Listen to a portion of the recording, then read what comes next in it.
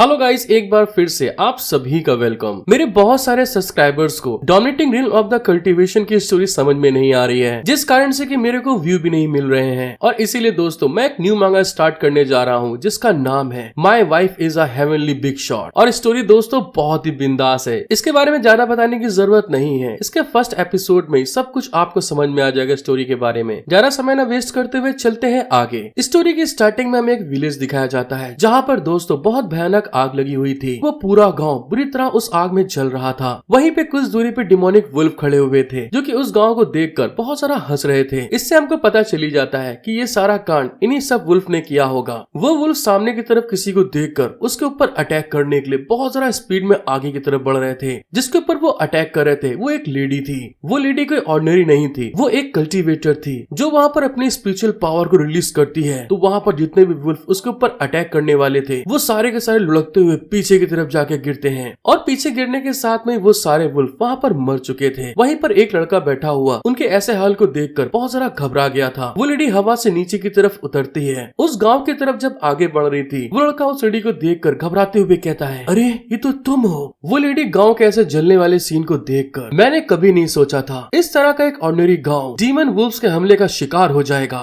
वहीं पर सामने एक लड़का बेहोश पड़ा हुआ था। दूसरा लड़का उस लेडी से कहता है, प्लीज उस इमॉर्टल को बचा लीजिए। उस लड़के की बात सुनते हुए वो लेडी वहाँ पर सामने पहुंचकर जब उसकी तरफ देखती है वो लड़का अचानक से अपनी आंख खोलकर उस लड़की को देखने के बाद में बहुत सारा शॉक्ड होते हुए बैठ गया था और चिल्ला के कहता है, मैं मरा नहीं हूँ, लेकिन मैं कहाँ पर हूँ। और इस बात को बोलते हुए उसके वहाँ पर पसीने छूट रहे थे। वो लेडी वहाँ पर उस लड़के को घूर कर देख रही थी। तो वो लड़का उस लेडी से कहता है, हान यान क्या ये तुम हो। और अगले ही पल दोस्तों वो लड़का तुरंत उस लेडी का हाथ पकड़ के बहुत ज्यादा खुश होते हुए कहता है, हान यान तुम यहाँ क्यों हो, क्या तुम मुझे बचाने आई हो। उस लड़के की ऐसी हरकत को देखकर वो लेडी वहाँ पर शॉक्ड होते हुए कहती है, तुम मेरे नाम को कैसे जानते हो और प्लीज मेरे हाथ को छोड़ दो, मैं तो तुमको जानती भी नहीं हूँ। वो वहाँ पर उसको समझा ही रही थी लेकिन वो बैलेट लौंडा तुरंत उसको वहाँ पर गले लगाते हुए कहता है, हान यान मैं जानता हूँ कि तुम पागल हो, लेकिन मेरा इरादा तुम्हें छोड़कर दूसरों पर सोसाइटल अटैक करने का नहीं था। लेकिन अब तुम चिंता मत करो, मैं अब और तुम्हारे साथ में शरारत नहीं करूंगा, हम साथ में एक खुशहाल जिंदगी जिएंगे।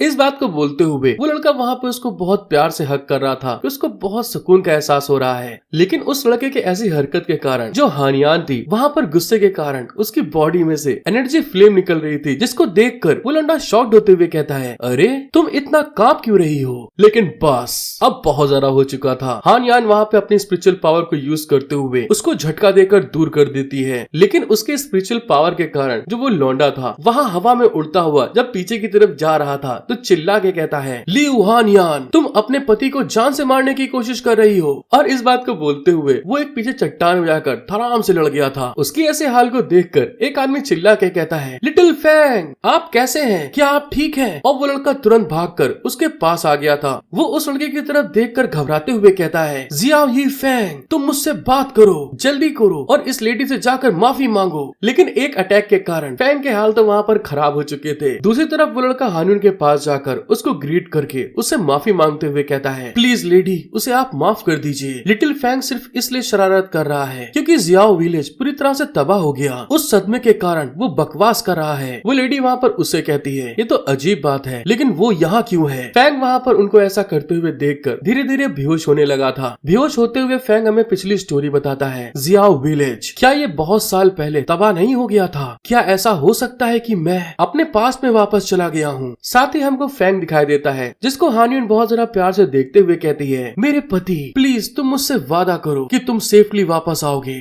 और इस बात को बोलते हुए हानियन फैंग के पास जाकर पीछे से उसको हक कर लेती है। हानियन को इस तरह से परवाह करते और रोते हुए देखकर फैंग वहाँ पर उसको समझाता है, मैं तुमसे वादा करता हूँ मैं तुम्हें पीछे नहीं छोड़ूंगा। फिर हमारा सीन शिफ्ट होके एक बैटल फील्ड पे आ गया था जहाँ पर फैंग बहुत ज्यादा घायल हो चुका था। वो वहाँ पर अपनी तलवार के सहारे बड़ी मुश्किल से टिका हुआ था। कोई वहाँ पर फैंग से कहता है, ग्रेट 7 डिमोनिक प्रिंस को मार डाला और आज भी ऐसा होगा। फैंग वहाँ पे बड़ी मुश्किल से अपने आप को संभालते हुए कहता है, मैं किसी और के कंट्रोल में नहीं रहूंगा। सामने की तरफ देखकर फैंग क्रिपी स्माइल देता है। फैंग वहाँ पे उस इंसान की तरफ भागते हुए अपनी बॉडी को सेल्फ डिस्ट्रैक्ट करते हुए कहता है, अगर ऐसी बात है तो हम दोनों आज यहीं पर मरेंगे। उसके ऐसा करने के कारण वहाँ पर एक बहुत बड़ा धमाका हो गया था। इसी के साथ हमारा सीन फिर से शिफ्ट होता है और हमको एक बहुत बड़ा मेंशन रीजन दिखाते हैं जो कि बादलों से घिरा हुआ था। अब प्रेजेंट टाइम का फैंग वहाँ पे अचानक से आंख खोलते हुए चिल्ला के कहता है हान यान। और जब वो अपनी आंखें खोलता है इधर उधर देखकर बहुत ज्यादा हैरान हो गया था। वो अपने हाथों को चेक करते हुए कहता है ये कोई सपना नहीं है और मैं मरा नहीं हूँ। तभी वहाँ पर फैंग से कोई कहता है आखिरकार तुम जाग गए। वो दोस्तों एक खूबसूरत लड़की थी जो फैंग की तरफ देखते हुए कहती है चलो ठीक है तुम मेरे साथ आओ, पैलेस मास्टर तुमसे मिलना चाहेगी। फैंग वहाँ पे अपनी चप्पल को पहनते हुए कहता है लेडी क्या मैं जान सकता हूँ कि हम कहाँ जा रहे हैं। वो लेडी फैंग को अपने साथ में ले जाते हुए कहती है वेन तियान सेट तक ले जाने वाले उड़ने के जहाज की ओर, जल्दी आओ पैलेस मास्टर इंतजार कर रही है। फैंग वहाँ पर उस लेडी की बात सुनकर आगे की तरफ बढ़ते हुए कहता है हाँ ठीक है। लेकिन जब वो आगे की तरफ बढ़ता है तो वहाँ पर दोस्तों सिर्फ लड़कियां ही लड़कियां थीं, जिसको देखते हुए फैंग हैरान होकर मन में कहता है हाँ ये सच है, मैं सचमुच पास्ट में वापस आ गया। ये तब की बात है जब लियू हान ने मुझे बचाया था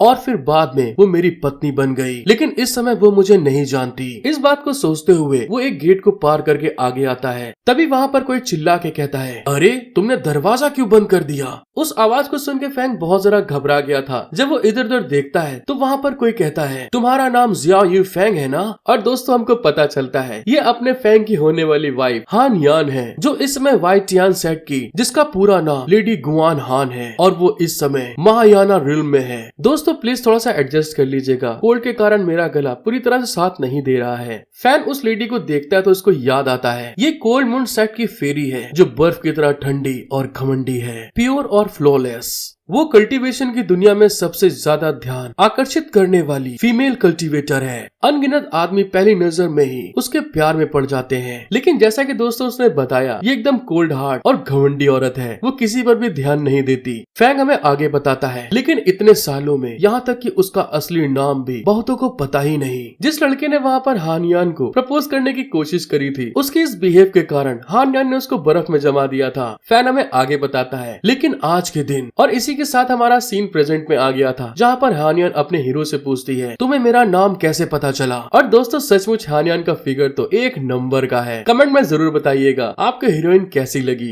फैन वहाँ पे हान यान की बात सुनकर थोड़ा घबराते हुए कहता है हान यान मुझे पता है कि इस बात पर तुम विश्वास नहीं करोगी, लेकिन तुमको मुझ पर भरोसा करना होगा। मैं फ्यूचर से वापस आया हूँ और मैं तुम्हारा नाम इसलिए जानता हूँ क्योंकि मैं तुम्हारा पति हूँ। फैन की इस बात को सुन के हान यान वहाँ पे खिसियाते हुए कहती है मैं तुम्हें एक और मौका दूंगी, मुझे सच बताओ। फैंग वहाँ पे खिसियाते हुए मन में कहता है धत तेरे की, ये देखो मैं फिर मरने जा रहा हूँ। जब वो गुस्सा होती है तो हमेशा ऐसा करती है। फैन वहाँ पे बहुत जरा घबरा चुका था, साथ ही अपने आप को संभालते हुए कहता है मेरी पत्नी मैं तुमसे झूठ नहीं बोल रहा हूँ और मैं तुमको सही बताऊँ तो तुम्हारा फेवरेट फ्रूट केला है, तुम्हें केले बहुत पसंद है। फैन की इस बात को सुन के हान यान और ज्यादा खिसिया चुकी थी। फैन वहाँ पे उसको आगे बताता है तुमको सांपों से सबसे ज्यादा डर लगता है। जब तुम मॉर्टल थी तो तुमको एक कुत्ते ने भी काटा था। साथ ही तुम्हारा निक नेम यान यान है, ये एक ज्योतिषी द्वारा रखा गया था जिसे आपके पिता ने काम पर रखा था। फैंग की इस बात को सुन के तो हान यान का गुस्सा इतना हाई हो चुका था कि उसने अपने सिंहासन को हल्का सा तोड़ देती है। साथ ही वहाँ पर खड़ी होकर खूब कस के चिल्लाते हुए कहती है तुम बदतमीज चुप हो जाओ। हान यान ने वहाँ पर अपनी स्पिरिचुअल पावर को यूज करते हुए फैन का गले को पकड़ के वहाँ दबाना स्टार्ट कर दिया था। फैन का दम घुटना स्टार्ट हो गया था जिस कारण से उसको वहाँ पर खांसी आ रही थी। हान यान आगे बढ़ते हुए कहती है तुमने मेरी इतनी गहराई से जांच की है, तुम जरूरी डीमन सेट के भेजे गए जासूस हो, मुझे बताओ तुम्हें किसने भेजा है। इस बात को बोलते हुए हान यान ने वहाँ पर अपनी स्पिरिचुअल प्रेशर को और बढ़ाना स्टार्ट कर दिया था। फैन का गला जकड़ने के कारण फैन बड़ी मुश्किल से कांपते हुए कहता है मैं सच कह रहा हूँ, तुम्हारे अंदर जन्म से ही कोल्ड आइस वेन्स है और तुम आइस हार्ट टेक्निक की प्रैक्टिस करती हो, ना कि हेवन के 9 स्क्रोल का जो हेवन सेक्ट ने तुम्हें सिखाया है। फैन की इस बात को सुन के हान यान वहाँ पर शॉक्ड होते हुए मन में कहती है मेरी मेन कल्टीवेशन टेक्निक केवल मेरी मास्टर और मैं ही उसके बारे में जानते हैं। आखिर इस चीज की जानकारी कैसे लीक हुई, क्या इसके पीछे मेरी मास्टर हो सकती है। हान यान इस चीज को सोचते हुए बहुत ज्यादा गुस्से में आ चुकी थी। अपनी स्पिरिचुअल पावर को रिलीज करते हुए वो गुस्सा के कहती है मुझे उम्मीद नहीं थी कि तुम इस तरह के सीक्रेट को भी ढूंढ पाओगे।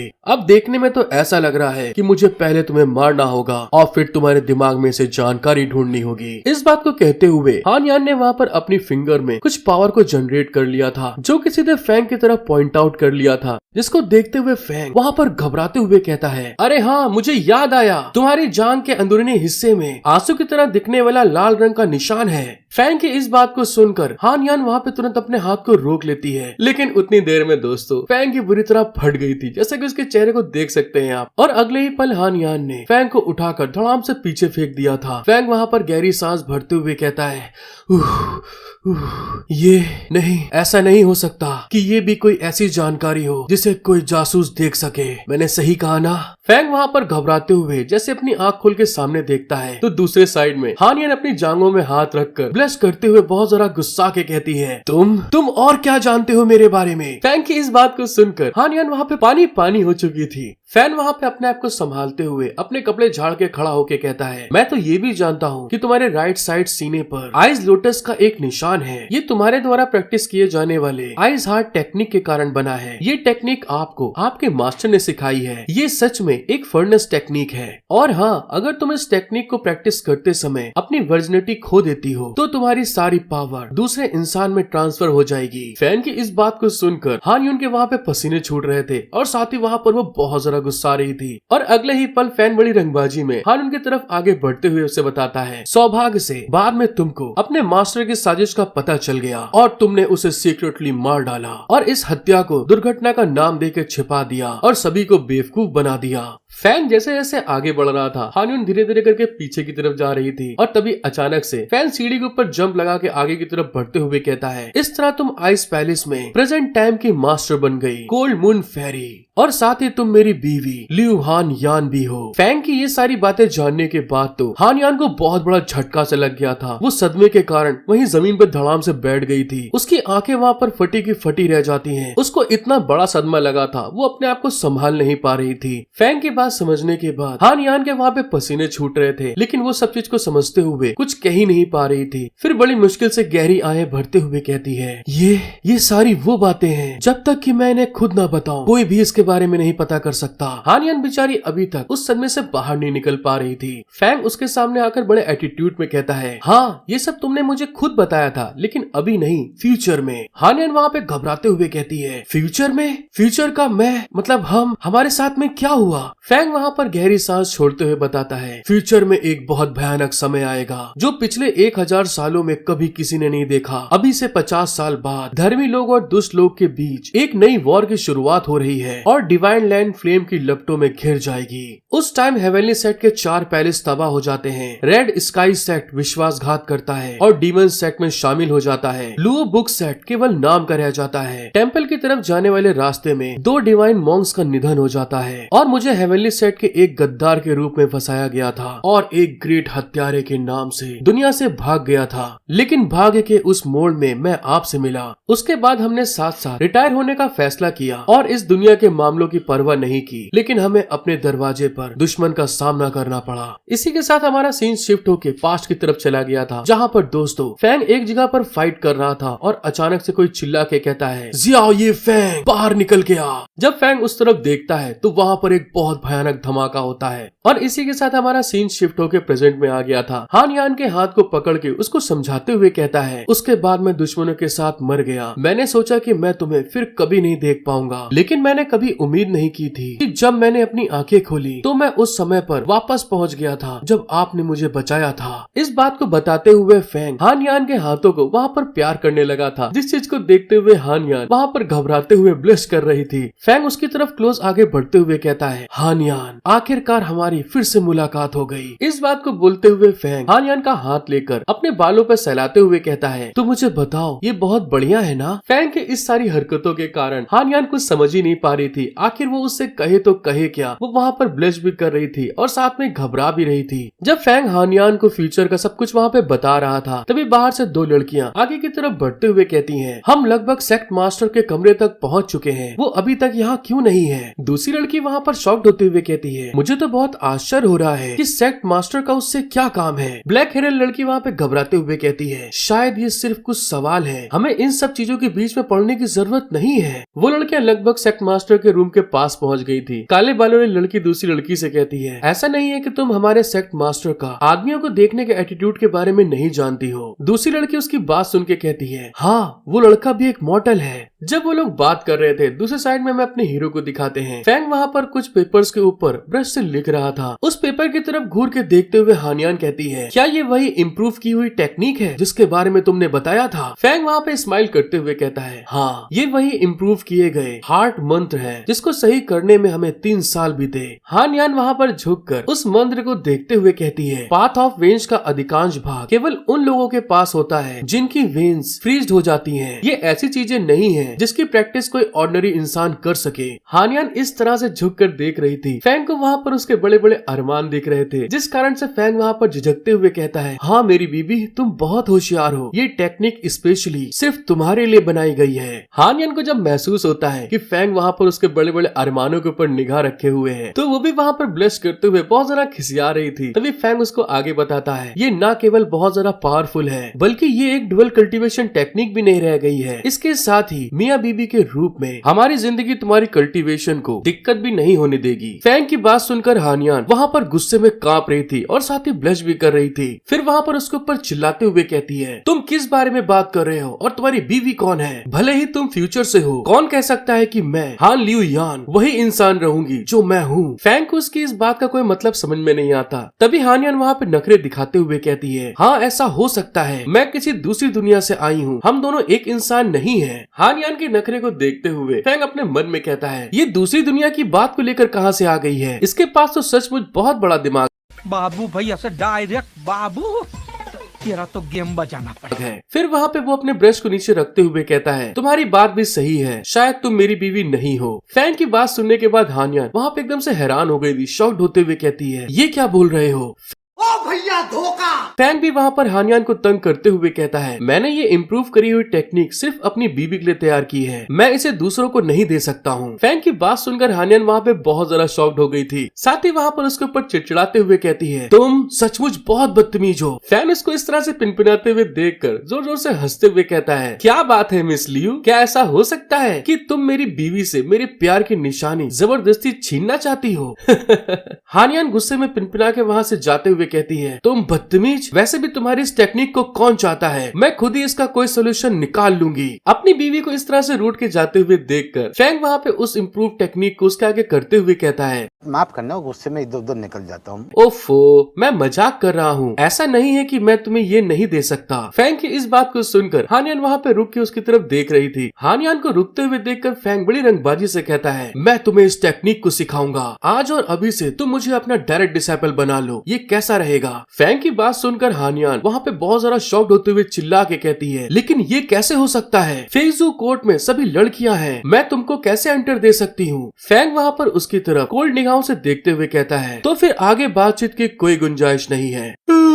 ठीक है, मैं समझ गया तुम्हारी बात को। पैलेस मास्टर को मैं और ज्यादा परेशान नहीं करूंगा। इस बात को बोलते हुए फैंग वहाँ से आगे की तरफ बढ़ते हुए कहता है, मैं अब यहाँ से चला जाऊंगा और आगे से हमारा एक दूसरे के साथ में कोई संबंध नहीं रहेगा। फैंग की इस बात को सुनकर हानियान वहाँ पे घबरा रही थी, उसके पसीने छूट गए थे। साथ ही वो उस इम्प्रूव की हुई टेक्निक के कारण खिसियाते हुए अपने होठों को काट के कहती है, अच्छा ठीक है, रुक जाओ तुम। फैंग तो दोस्तों वैसे भी हानियान के बारे में जानता ही है कि उसका नेचर क्या है। हानियान की बात को सुनकर फैंग पीछे की तरफ देखते हुए एक क्रीपी स्माइल दे रहा था। मुझे तो पता था तुम ऐसे ही मानोगी। हानियान वहाँ पर आगे कहती है, मैं तुम्हें अपने कोर्ट में एंटर दे सकती हूँ, लेकिन तुम ऐसा कुछ नहीं कर सकते जो न्याय के रास्ते के अगेंस्ट हो। अगर तुमने कुछ भी किया तो मैं तुमको माफ नहीं करूंगी। ठीक है, तुम्हें मेरी बात समझ में आई कि नहीं? और सबसे जरूरी बात, तुम हमारे रिश्ते के बारे में दूसरों को नहीं बता सकते। इस बात को बोलते हुए वो वहाँ पर ब्लश कर रही थी। फैंग वहाँ पे बहुत ज्यादा खुश होते हुए थम्स अप करके कहता है, हाँ ठीक है, डील पक्की होती है। लेकिन दूसरी तरफ हानियान वहाँ पे किड़किड़ाते हुए कहती है, तो अब तुमको क्या करना चाहिए? फैंग तुरंत उसकी बात को नहीं समझ पाता, लेकिन फिर अचानक से वो वहाँ पर उस ब्रश को उठाकर उस इम्प्रूव की हुई टेक्निक को लिखते हुए कहता है, हाँ बिल्कुल, मैं तुम्हारे लिए उस टेक्निक को लिखूंगा।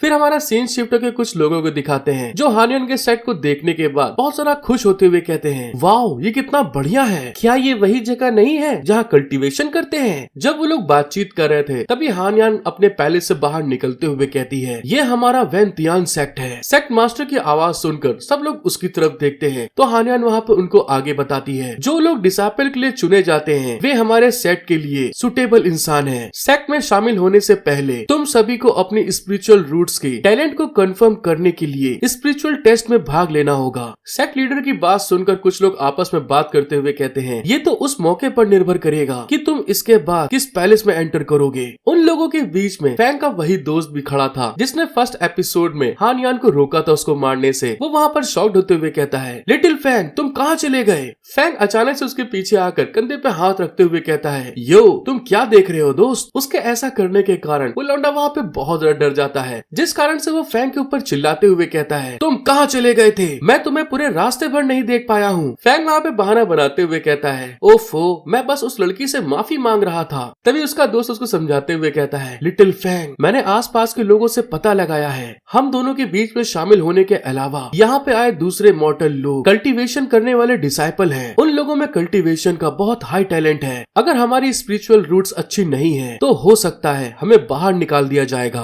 अपने दोस्त को इतना घबराते हुए देखकर फैंग उसके कांधे पे हाथ रख के समझाते हुए कहता है, अबे यार तुम चिंता मत करो, टैलेंट के अलावा भी अंदर जाने के लिए बहुत चीजों की जरूरत होती है, हो सकता है कि आपका लक आपके काम आ जाए। उसका दोस्त भी वहाँ पर मोटिवेट होते हुए कहता है, हाँ ये बात तुम्हारी सही है, मैं अपनी सबसे बेस्ट कोशिश करूंगा। अपने दोस्त को खुश देखकर फैंग भी वहाँ पर हंसते हुए कहता है, हाँ पक्के तौर से तुम्हारे पास भी एक मौका होगा छोटे बच्चे। इसी के साथ हमारा सीन शिफ्ट होता है और हमें उसके दोस्त को दिखाते हैं जो एक स्पिरिचुअल स्टोन के ऊपर अपना हाथ रखते हुए अपने मन में कह रहा था, किसने सोचा था कि तुम इस बैच में सबसे ज्यादा हाई टैलेंट वाले डिसाइपल हो, मुझसे कहीं ज्यादा तुम्हारे अंदर टैलेंट है, लेकिन इस बार मैंने पहले से तैयारी की थी। इस बात को सोचते हुए फैंग अपने दोस्त का हाथ पकड़ के आगे की तरफ खींच के ले जाते हुए कहता है, चलो चलते हैं, हम भी अपनी स्पिरिचुअल पावर को नापेंगे। इसी के साथ हमारा सीन शिफ्ट होके वेंतियान सेट के कंपटीशन की जगह दिखाते हैं, जहाँ पर फैंग का दोस्त उस जगह पर आगे बढ़ते हुए कहता है, हे लिटिल फैंग देखो हर जगह कितने ढेर कल्टीवेटर्स हैं, अरे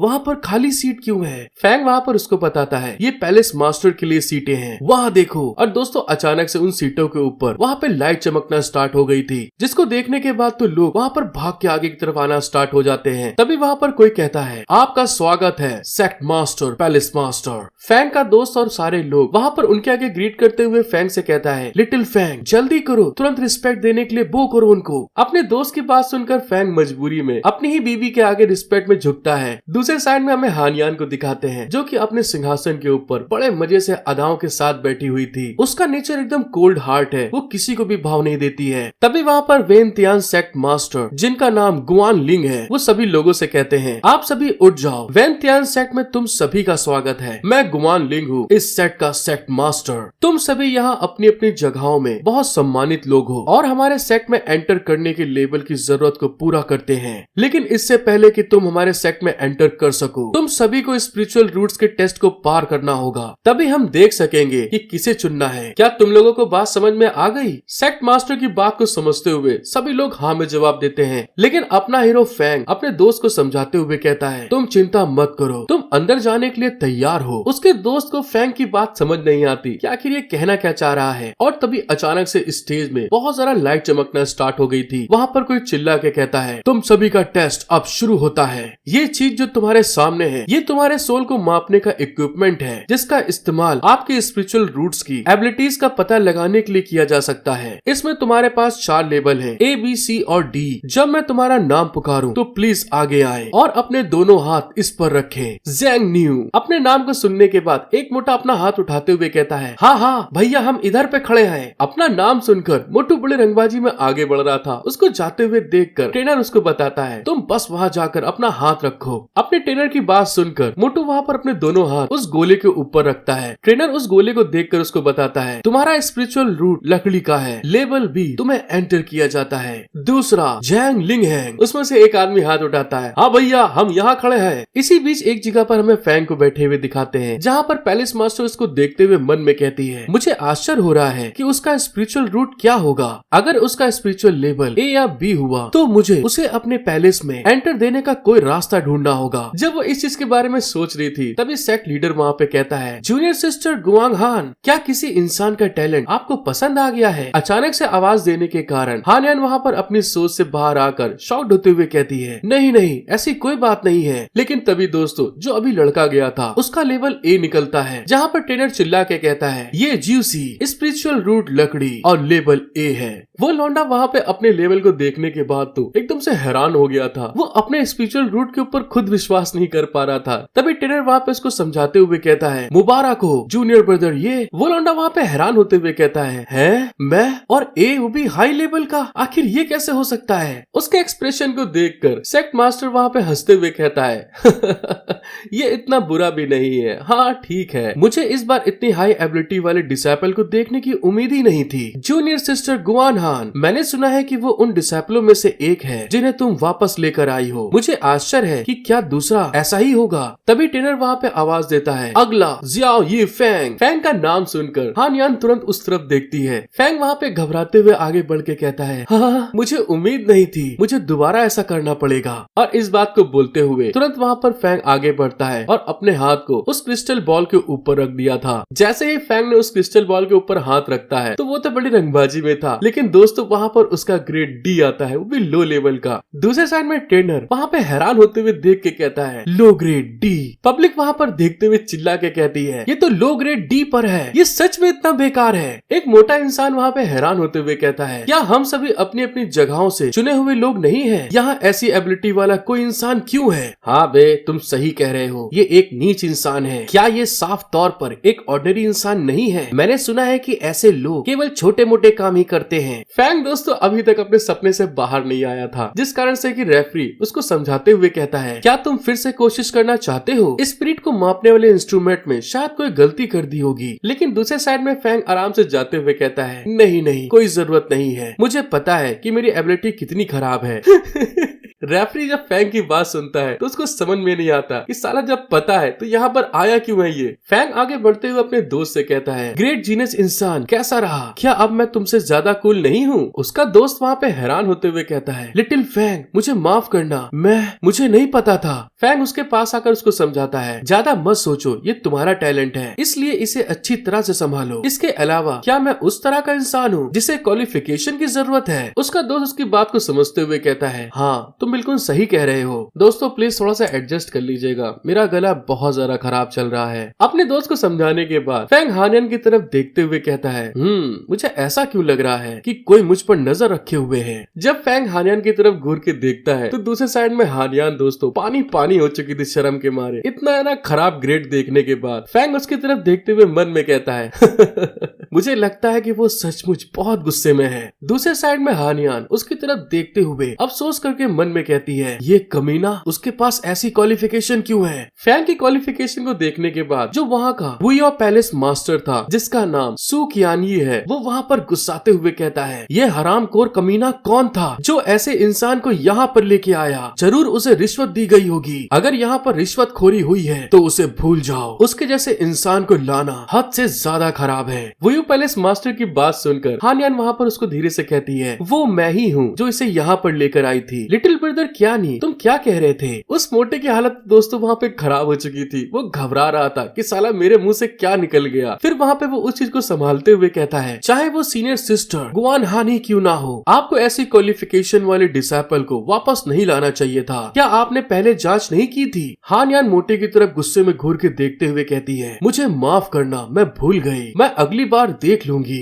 हानियन का गुस्से भरा चेहरा देखकर वो मोटा वहाँ पे बहुत जरा घबराते हुए चिल्ला के कहता है अरे ये सब भूल जाइए आप, मैं इस बात को भुलाने के लिए सीनियर सिस्टर के लिए क्या कर सकता हूँ आप मुझे बताइए। ऐसा कितनी बार हो चुका है, इतनी जरूरी बात को मैं हमेशा कैसे भूल जाता हूँ। मोटे के पास बगल में डेंडिंग पैलेस मास्टर इमॉर्टल बायन हंसते हुए कहते हैं सीनियर ब्रदर सू सचमुच गुस्से में है। वहीं पर एक बूढ़ा क्यानकुन पैलेस मास्टर टाविस्ट गोंगोई सोचते हुए कहते हैं अगर वो गुस्सा नहीं होगा तो कौन होगा। हर एक पैलेस अपने डिसाइपल का चुनाव ट्रू मार्शल क्वालिफिकेशन में उनकी पिछली रैंकिंग के आधार पर करता है। युवा पैलेस आखिरी में आया जिसका मतलब है वो डिसाइपल पक्के तौर से उसका है जब तक कि हम उसे बाहर न निकाल दे और अपने सम्मान को खराब होने के जोखिम को न उठा ले। जब बूढ़ा इस तरह से बात कर रहे थे दूसरे साइड में फैंग एक डिसाइपल के पास जाकर फैंग उससे हाथ मिलाते हुए कहता है आपसे मिलकर खुशी हुई, फ्यूचर में हम सब एक बहुत बड़ी फैमिली होंगे इसलिए हम सब मिलकर अच्छा व्यवहार करेंगे। यहाँ एल्डर उसको लात मार के निकालने की बात कर रहे हैं और फैंग दोस्तों वहाँ पर सबसे व्यवहार बना रहा है। उतनी देर में ट्रेनर वहाँ पे सामने आते हुए कहता है, sect master, palace master, spiritual root test खत्म हो गया है। हमने कुल मिलाकर 78 डिसाइपल को एक्सेप्ट किया है। ट्रेनर की बात सुनकर सेक्ट मास्टर कहते हैं, अगर ऐसी बात है तो ट्रू मार्शल कंपटीशन में पिछली बार के रैंकिंग के अकॉर्डिंग जियान कुन पैलेस सबसे पहले अपने डिसाइपल को चुन सकता है। साथ ही उस बुड्ढे की तरफ देखते हुए कहते हैं, जूनियर ब्रदर गुआन बेई, प्लीज आगे बढ़िए। वो बड़े एटीट्यूड में अपनी दाढ़ी को सहलाते हुए अपने जूनियर से कहते हैं, मिंग हाई जाओ, तुम्हें पता है ये कैसे चुनना है। उसका जूनियर तुरंत उड़ता हुआ आगे की तरफ निकल जाता है, लेकिन तभी सेक्ट मास्टर ट्रेनर से कहते हैं, उसके बाद अगला ताइजी पैलेस है। जुआन ये, मैं चुनने का काम तुम्हारे ऊपर छोड़ता हूँ। साथ ही वो हानियान की तरफ देखकर स्माइल करते हुए कहता है, फिर उसके बाद फैंजियो पैलेस जो तीसरे रैंक पर है। जूनियर सिस्टर गुआन हान, अब आपकी बारी है। उसकी बात सुनकर हानियान गुस्से में घूर के देखते हुए अपनी जूनियर से कहती है, मिंग जिया, पहले जैसा ही करना है। उन सभी लोगों ने अपने जूनियर्स को ऑर्डर दे दिया था सिलेक्टेड लोगों को चुनने का, और तभी अचानक से वहाँ पर उस भीड़ के अंदर अपने हीरो को कोई दिखाई देता है,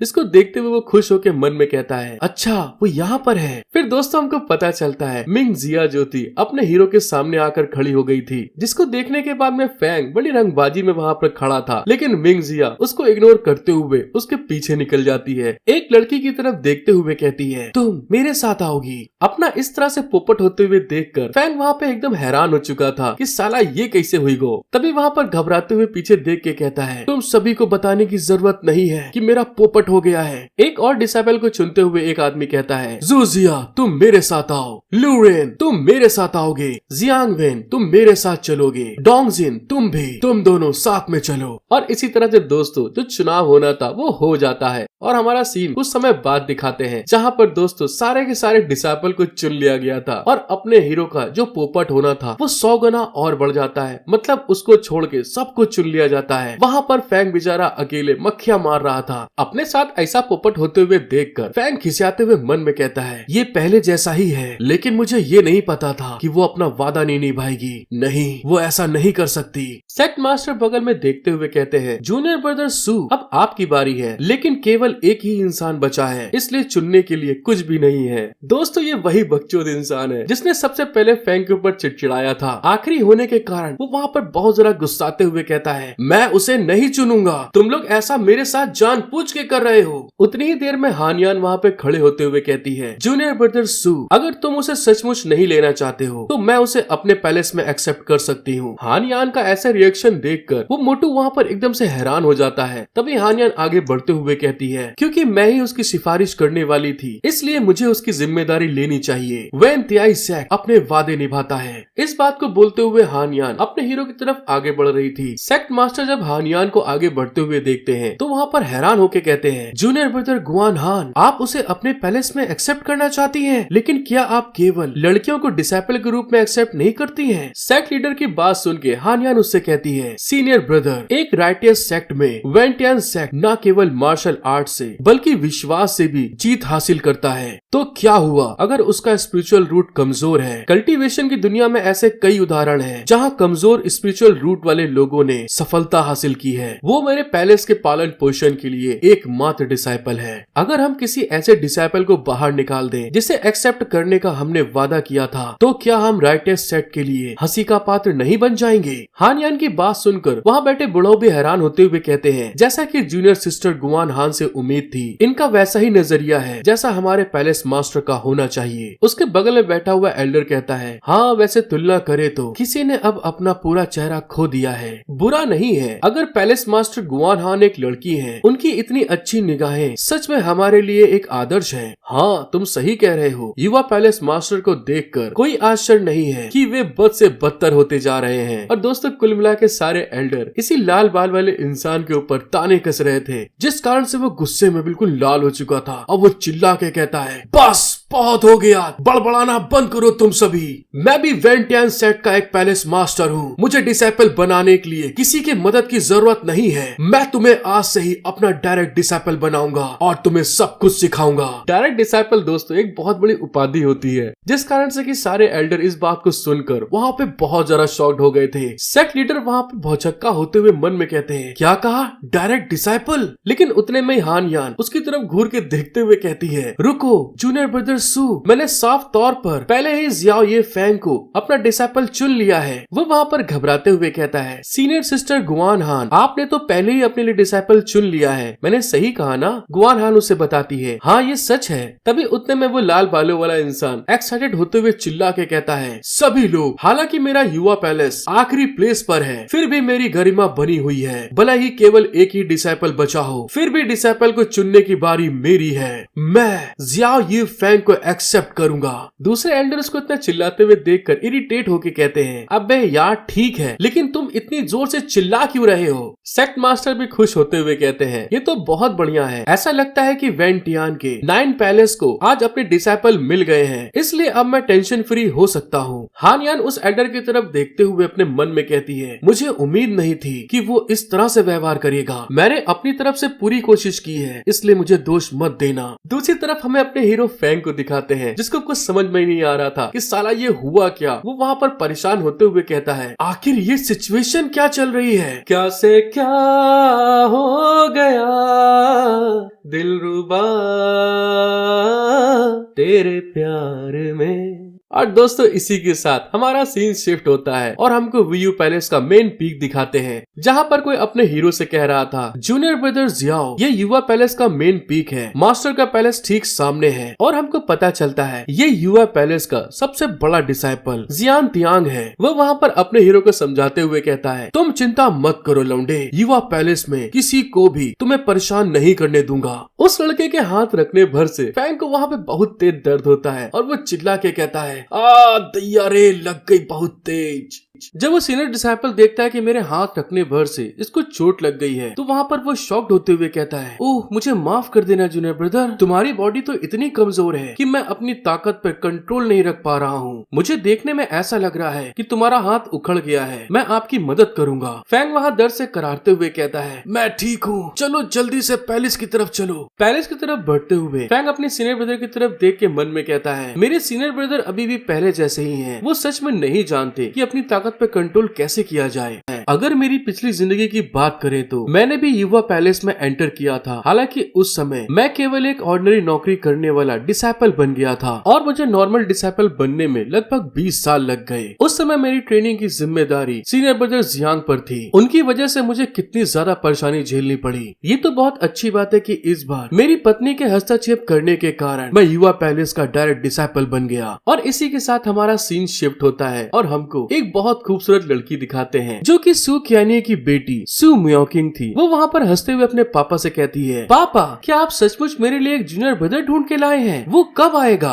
अपनी बेटी की बात सुनकर एल्डर सू, जो कि जानते हैं कि उनको टोपी पहनाई गई है, वो वहाँ पर गहरी सांस छोड़ते हुए कहते हैं, मैंने बहुत गुस्से में आकर काम किया और ये ऐसे हो गया। एल्डर सू की बात सुनकर उसकी बेटी वहाँ पर चिल्लाते हुए कहती है, पापा ऐसे नहीं चलेगा, आपने इतने सारे लोगों के सामने कहा कि आप उसको अपने डायरेक्ट डिसाइपल के रूप में एक्सेप्ट करने जा रहे हैं। उतने में ही एक लेडी आगे बढ़ते हुए कहती है, मुझे भी लगता है कि इसमें एक को शामिल करना अच्छा है। और हमको पता चलता है ये एल्डर सू की वाइफ लिन जुयुन थी। वो वहाँ पर एल्डर सू के लिए चाय लाते हुए कहती हैं, क्या तुमने ये नहीं कहा था अगर बच्चे की स्पिरिचुअल रूट काफी कमजोर है लेकिन उसका दिल काफी मैच्योर है, अगर तुम उसे सचमुच सिखाने में हिचकिचा रहे हो तो मैं उसे गाइडेंस देने के लिए तुम्हारी मदद करूंगी। अपनी बीवी की बात सुनकर वो हैरान होते हुए कहता है, हाँ ठीक है, तुम लोग को जो सही लगे वो करो, अभी मेरा दिमाग वैसे ही खराब है। उतने में वहाँ पर कोई चिल्ला के कहता है, master madam junior brother Jiao यहाँ आ रहे हैं। उस बंदे की बात सुनकर एल्डर सू भी कहते हैं, हाँ ठीक है, उसे अंदर आने दो। जब फैंग अंदर की तरफ जा रहा था तभी सीनियर ब्रदर जियांग उससे कहते हैं, जूनियर ब्रदर जियाओ बस वही करो जो मैंने तुमसे करने के लिए कहा है और तुम ठीक हो जाओगे। अपने ब्रदर की बात सुनकर फैंग वहाँ से जाते हुए कहता है, सीनियर ब्रदर इस चीज के लिए तुम्हारा शुक्रिया। और इस बात को बोलते हुए फैंग एल्डर सू के रूम का गेट को ओपन करके सीधे चलता हुआ अंदर की तरफ जाने लगा था। वहाँ पहुँचने के बाद में फैंग उनके आगे ग्रीट करते हुए कहता है, डिसाइपल जियाओ यी फैंग अपने मास्टर को ग्रीट करता है, साथ में ही मैडम और सीनियर सिस्टर को भी। दोस्तों आप लोगों से रिक्वेस्ट है कि आपको ये वीडियो पसंद आ रही है तो लाइक सब्सक्राइब जरूर करिएगा, साथ ही कमेंट करके बताना मत भूलिएगा कि इसका नेक्स्ट पार्ट चाहिए कि नहीं। आप लोगों को जितने ज्यादा नेक्स्ट पार्ट के लिए कमेंट्स आएंगे मैं उतनी जल्दी इसकी वीडियो बना के डाल दूंगा। जियांग वहाँ पे आने के बाद पुराने दिनों को याद करते हुए बताता है, वेन त्यान सेक्ट में डिसाइपल को आमतौर पर काम करने वाले डिसाइपल, नॉर्मल डिसाइपल और डायरेक्ट डिसाइपल में बांट दिया जाता है। उनमें से अजीबोगरीब नौकरी करने वाले डिसाइपल को ऑर्थोडॉक्स टीचिंग हासिल करने का लगभग कोई मौका नहीं मिलता है और वे केवल ऑर्डिनरी डिसाइपल बनने के अवसर के बदले लगातार काम कर सकते हैं। दूसरे में आता है नॉर्मल डिसाइपल। अगर वे सच में सुप्रीम टेक्निक नहीं सीख सकते लेकिन वे खुद को कल्टीवेशन के लिए समर्पित करते हैं तो भी उनके पास अलग दिखने का अवसर होता है। तीसरे नंबर पे आता है डायरेक्ट डिसाइपल, जो कि एक्सट्रीमली रेयर है और वे सेक्ट के सुप्रीम रिसोर्सेज का मजा लेते हैं, जिसका एकमात्र लक्ष्य फ्यूचर में सेक्ट का सबसे मजबूत पिलर बनना होता है। इस चीज को याद करते हुए प्रेजेंट में अपना हीरो शॉक्ड होते हुए कहता है, मैं तो विश्वास ही नहीं कर सकता कि मैं सचमुच युवा पैलेस का डायरेक्ट डिसाइपल बन गया हूँ और यहाँ तक कि मेरे पास अपना खुद का एक कोर्टयार्ड भी है। मुझे आश्चर्य है कि उस समय मेरी वाइफ ने क्या कहा होगा। बात बस इतनी सी है कि मेरी क्वालिफिकेशन के हिसाब से भले ही मुझे सबसे अच्छी टेक्निक दी गई हो, फिर भी मेरी कल्टीवेशन बहुत धीमी होगी। मुझे मजबूत बनने के लिए कोई और तरीका ढूंढना होगा। जब वो इन सब चीजों के बारे में कह रहा था तभी गेट पे ठक ठक ठक होती है। अपना हीरो गेट की आवाज सुन के हैरान होते हुए कहता है, इस समय यहाँ पर कौन आया होगा। फैंग वहाँ पर आगे बढ़ते हुए कहता है, हाँ हाँ आ रहा हूँ, रुक जाओ। जैसे वो सामने गेट खोलता है तो अचानक से दोस्तों एक बहुत भयानक व्हाइट कलर का लॉयन उसके सामने खड़ा था, जो उसको देख के वहाँ पे रोर कर रहा था। फैंग सामने की तरफ देख के हल्का सा घबराते हुए कहता है, सीनियर सिस्टर क्या आपको मुझसे कुछ चाहिए। फैंग की बात सुनकर सू मियाओ अचानक से ऊपर से नीचे की तरफ उल्टी होकर देखते हुए कहती है, अरे तुम बिल्कुल भी क्यों नहीं डरे, तुम्हारे से पहले हर कोई वाइटी से बहुत डरा है। फैंग वहाँ पर हंसते हुए गेट को बंद करके कहता है, मैं समझ गया सीनियर सिस्टर, प्लीज 1 मिनट रुकिए। और फिर से गेट को खोल के सामने वाइटी को देख के चिल्ला के कहता है, अरे बाप रे, यहाँ तो इतना बड़ा लॉयन खड़ा है। और दोस्तों वाइटी के हाल को देख के लग रहा है कि इस जगह फैंग नहीं वाइटी डर रहा है उससे। फैंग वहाँ पे डरने का नाटक करके सीनियर सिस्टर की तरफ देखते हुए कहता है, सीनियर सिस्टर बताइए क्या ये ठीक था। फैंग की ऐसी नौटंकी देखकर सीनियर सिस्टर सोचते हुए कहती है, देखा जाए तो, लेकिन फिर वहाँ पे अपने आप को संभालते हुए कहती है, नहीं नहीं रुको, मुझे तुमसे कुछ काम है। फैंग भी वहाँ पर हैरान होते हुए कहता है, क्या कहा, काम है आपको मुझसे। और इसी के साथ हमारा सीन शिफ्ट होके एक जगह पे आ गया था जहाँ पर कोई दो लोग को समझाते हुए कह रहा था, junior sister junior brother Jiao, शायद अभी तक आपके कल्टीवेशन लेसन पूरी तरह से कंप्लीट नहीं हो पाए हैं, तो तुम उसे यहाँ क्यों लाए हो। और दोस्तों हमको पता चलता है यहाँ पर फैंग और सू मियाओ एक अच्छे डिसाइपल के तरीके बैठे हुए थे। तभी सू मियाओ फैंग की तरफ देखते हुए कहती है, हाँ हाँ ठीक है समझ गई, बस मैं ये चाहती हूँ कि आप हम दोनों को एक साथ सिखाओ, चिंता मत करो। एक सीनियर सिस्टर होने के रूप में अगर वो इस बात को नहीं जानता है तो मैं उसे सिखा दूंगी, सही है ना जूनियर ब्रदर। फैंग भी उसकी बात को एग्री करते हुए कहता है, हाँ ठीक है सीनियर ब्रदर, जैसे आप आम तौर पर सिखाते हैं वैसे ही पढ़ाइए। दूसरे साइड में हमें सू मियाओ को दिखाते हैं जो कि मनी मन हंसते हुए कहती है, इससे पहले सभी ने हमेशा मुझे सबसे छोटा समझा और हमेशा लेसन लेने के लिए मुझे मजबूर किया, अब आखिरकार कोई है जो मुझसे कमजोर है। दूसरे साइड में फैंग सू मियाओ के बारे में सोचकर मनी मन हंसते हुए कहता है, मुझे खेद है लेकिन आपकी सीनियर सिस्टर को आपके हिस्से का दर्द पाने की जरूरत है। सीनियर ब्रदर जियांग उन लोग की बात सुनकर एग्री करते हुए कहता है, हाँ ठीक है, तो फिर मैं आज कुछ ऑर्डिनरी चीजों के बारे में बात करूंगा। अगर आपके पास टैलेंट कम है जूनियर ब्रदर, आपको विश्वास रखना चाहिए, परिश्रम करके आप इसकी भरपाई कर सकते हैं। फैंग वहाँ पर उसकी तरफ देखते हुए कहता है, सीनियर ब्रदर मैं समझ रहा हूँ, इस चीज की शुरुआत मैं रिल्म्स के बंटवारे करने से शुरू करता हूँ। जो लोग कल्टीवेशन करते हैं उनके रिल्म मेनली 9 रिल्म में बटे हुए हैं। पहला रिफाइनिंग क्यूआई,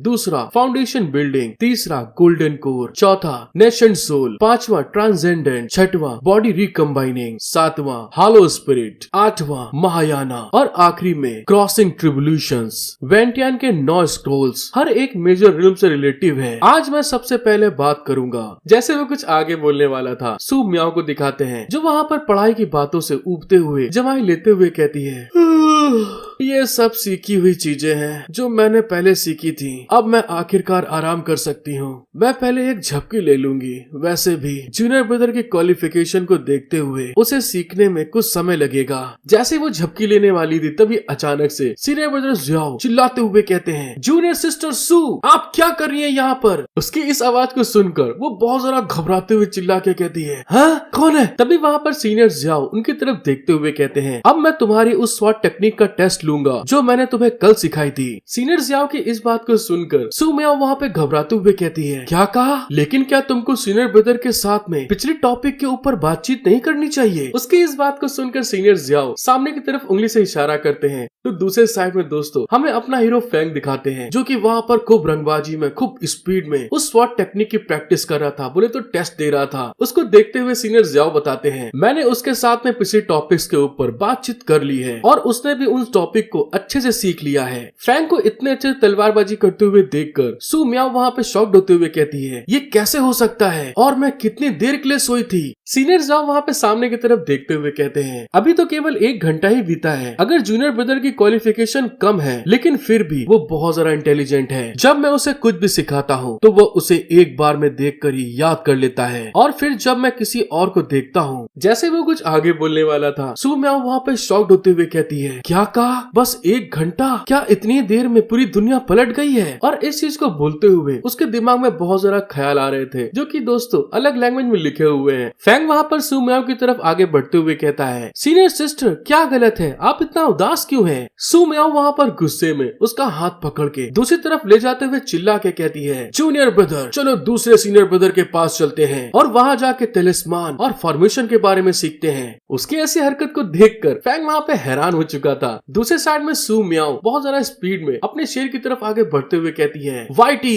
चलो चलते हैं हम लोग। फैंग वहाँ पर लड़खड़ाते हुए भाग के जाते हुए कहता है, अरे क्या कर रही हो? 1 मिनट रुको तो।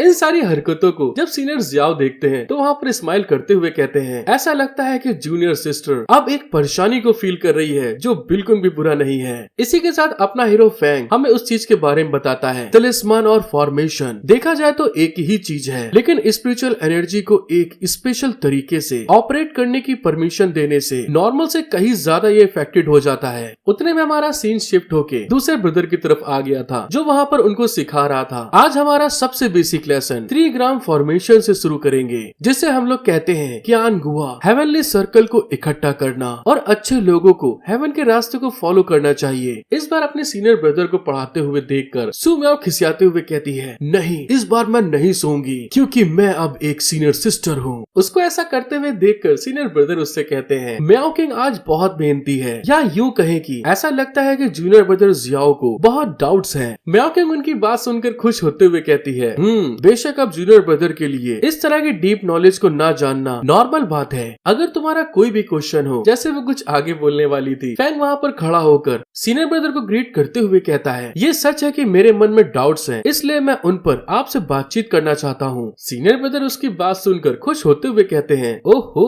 बातचीत करना है, बिल्कुल बिल्कुल आगे बढ़ो। फैंग वहाँ पर उनसे पूछता है, अभी आपने कहा कि कियान गुआ एक 6th यांग हेक्साग्राम है जो हेवन पर जीत पाने का प्रतीक है, लेकिन मुझे लगता है कि इसका अर्थ घमंड में खो जाना भी है। उसकी इस बात को सुनकर सीनियर ब्रदर वहाँ पे एकदम से हैरान हो गए थे और फिर उसके पास आकर उसके कांधे पे शाबाशी देते हुए कहते हैं, मैंने कभी नहीं सोचा था कि यंग जूनियर ब्रदर जियाओ में फॉर्मेशन को समझने की इतना टैलेंट होगा। तुमने जो कहा वो गलत नहीं है और ये ऐसा कंटेंट है जिसे हायर ग्रेड में पढ़ाया जाएगा। मुझे लगता है कि आपको ये समझाना थोड़ा जल्दबाजी होगा। और इसी के साथ वो सू मियाओ किंग की तरफ देखते हुए कहते हैं, हाँ मियाओ किंग, अगर फ्यूचर में तुम्हें कुछ समझ में ना आए तो अपने जूनियर ब्रदर से पूछ सकती हो। सीनियर ब्रदर की इस बात को सुनकर तो मियाओ किंग को वहाँ पे बहुत बड़ा झटका लगता है। वो वहाँ पर चिल्ला के कहती है, ये क्या बोल रहे हैं आप? और इसी के साथ हमारा सीन शिफ्ट होता है। सू मियाओ किंग अपने हीरो के साथ आगे बढ़ते हुए कहती है, तुमने कैसे समझा कि उस बूढ़े आदमी ने क्या कहा? उसकी बात सुनकर फैंग हैरान होते हुए कहता है, वो दरअसल मुझे उसके कुछ पार्ट समझ में नहीं आए, इसलिए मैंने पूछा कि क्या हम कुछ उस टॉपिक्स पर बातचीत कर सकते हैं। और फिर उसकी तरफ देखते हुए स्माइल करके मन में कहता है, अगर मुझे इन बेसिक बातों के बारे में नहीं पता होता तो मैं हाई लेवल का इंसान नहीं बन पाता। मैं जो सीख रहा हूँ वो अब किसी काम का नहीं है, इसलिए मुझे जल्दी से आगे बढ़ने की जरूरत है ताकि मैं वो चीजें सीख सकूं जिनकी मुझे जरूरत है। उसी टाइम दूसरे साइड में मियाओ किंग वहाँ पे खिसियाते हुए मन में कह रही थी, अरे यार मैं उसके सामने नीचे गिरती जा रही हूँ, कम से कम एक असली जूनियर ब्रदर की तरह पेश तो आओ। जो कुछ भी नहीं जानते हो पूछो मुझसे। लेकिन देखने में तो ऐसा लग रहा है कि उसके पास कोई चॉइस नहीं बची है। तभी वहाँ पर मियाओ किंग फैंग से कहती है, जूनियर ब्रदर चलो अब अगली क्लास में चलते हैं। मियाओ किंग उसको लाइब्रेरी में ले आई थी और आगे की तरफ बढ़ते हुए कहती है, ये हमारे 4 सीनियर सिस्टर का पैलेस है और वो प्रैक्टिकल कॉम्बैट को संभालते हैं। फैंग वहाँ पर हैरान होते हुए कहता है, क्या कहा? Practical combat? मियाओ किंग वहाँ पे खुश होते हुए कहती है, हाँ तुमने सही कहा, लेकिन तुम चिंता मत करो, 4 सीनियर सिस्टर बहुत दयालु हैं और उसे पढ़ाना बहुत पसंद है। वह वाकई एक अच्छी इंसान है। म्याओकिंग अपने हीरो की तरफ देखते हुए मन में कहती है, मैं अब पक्के तौर से अपनी इज्जत को वापस पा सकती हूँ। आखिरकार हम यहाँ जो देख रहे हैं वो समझ नहीं है बल्कि प्रैक्टिकल कल्टीवेशन है। जैसे वो लोग वहाँ पे पहुँचते हैं तो जो 4 सीनियर सिस्टर थी उनका नाम जू योशान था, वो एक बुक को पढ़ते हुए कहती है, मुझे माफ करना, मैं बिजी हूँ, हम लोग इस चीज को अगली बार करते हैं। म्याओकिंग उनको ग्रीट करते हुए कहती है, लेकिन हमारे पास बस एक प्रॉब्लम ये है, हमारी सीनियर सिस्टर अक्सर अपनी दुनिया में खोई रहती है। दूसरी तरफ फैंग उनको ग्रीट करते हुए कहता है, अगर ऐसी बात है तो हम अपनी 4 सिस्टर को परेशान नहीं करेंगे। साथ ही वहाँ पर अपने मन में कह रहा था, क्या तुम मजाक कर रही हो? मैं अभी अपनी पहली रिफाइनिंग क्यूआई स्टेज तक नहीं पहुँचा हूँ और तुम चाहती हो कि मैं नेसेंट सोल स्टेज वाली 4 सिस्टर के साथ में लड़ूं? तुम तो सचमुच मुझे मरवाना चाह रही हो। वो वहाँ पर सीनियर सिस्टर को ग्रीट करने के बाद आगे की तरफ बढ़ गया था। उसको जाते हुए देखकर म्याओकिंग वहाँ पे चिल्ला के कहती है, जूनियर ब्रदर्स जाओ, अरे रुको, कहाँ जा रहे हो तुम? लेकिन जैसे ही वो आगे की तरफ बढ़ रहा था अचानक से उसका पैर आपस में लड़ गए थे, जिस कारण से कि उसका पैर डिसबैलेंस हो गया था और वो सीधे फैंग के ऊपर धड़ाम से आगे की तरफ गिरने वाली थी। उसको अपनी तरफ आते हुए देखकर फैंग वहाँ पे शॉक्ड हो चुका था। वो इतने प्रेशर से फैंग के ऊपर गिरती है कि पीछे की जो शेल्फ बनी थी किताबों की वो वहाँ पर टूटकर धड़ाम से नीचे की तरफ गिर गई थी और साथ ही साथ जो म्याओकिंग थी वो भी सीधे फैंग के ऊपर आकर गिर पड़ी थी। अपने आप को इस पोज में देखकर म्याओकिंग शॉक्ड होते हुए कहती है, जूनियर ब्रदर क्या तुम ठीक हो? फैंग भी वहाँ पर उसको इस पोज में देखकर बात को टालते हुए कहता है, हाँ मैं ठीक हूँ। लेकिन तभी दोस्तों अचानक से उनको अपने पीछे एक परछाई का एहसास होता है और साथ ही साथ उनके ऊपर एक प्रेशर भी पड़ रहा था, जिस कारण से कि वो दोनों वहाँ पर बहुत ज्यादा घबरा गए थे। और तभी हमें पता चलता है ये कोई और नहीं 4 सिस्टर थी, जो शेल्फ के टूटने के कारण गुस्से में अपनी पावर को रिलीज करते हुए उनकी तरफ आगे बढ़ते हुए कहती है, तुम लोग प्रैक्टिकल कॉम्बैट की क्लास लेना चाहते थे ना,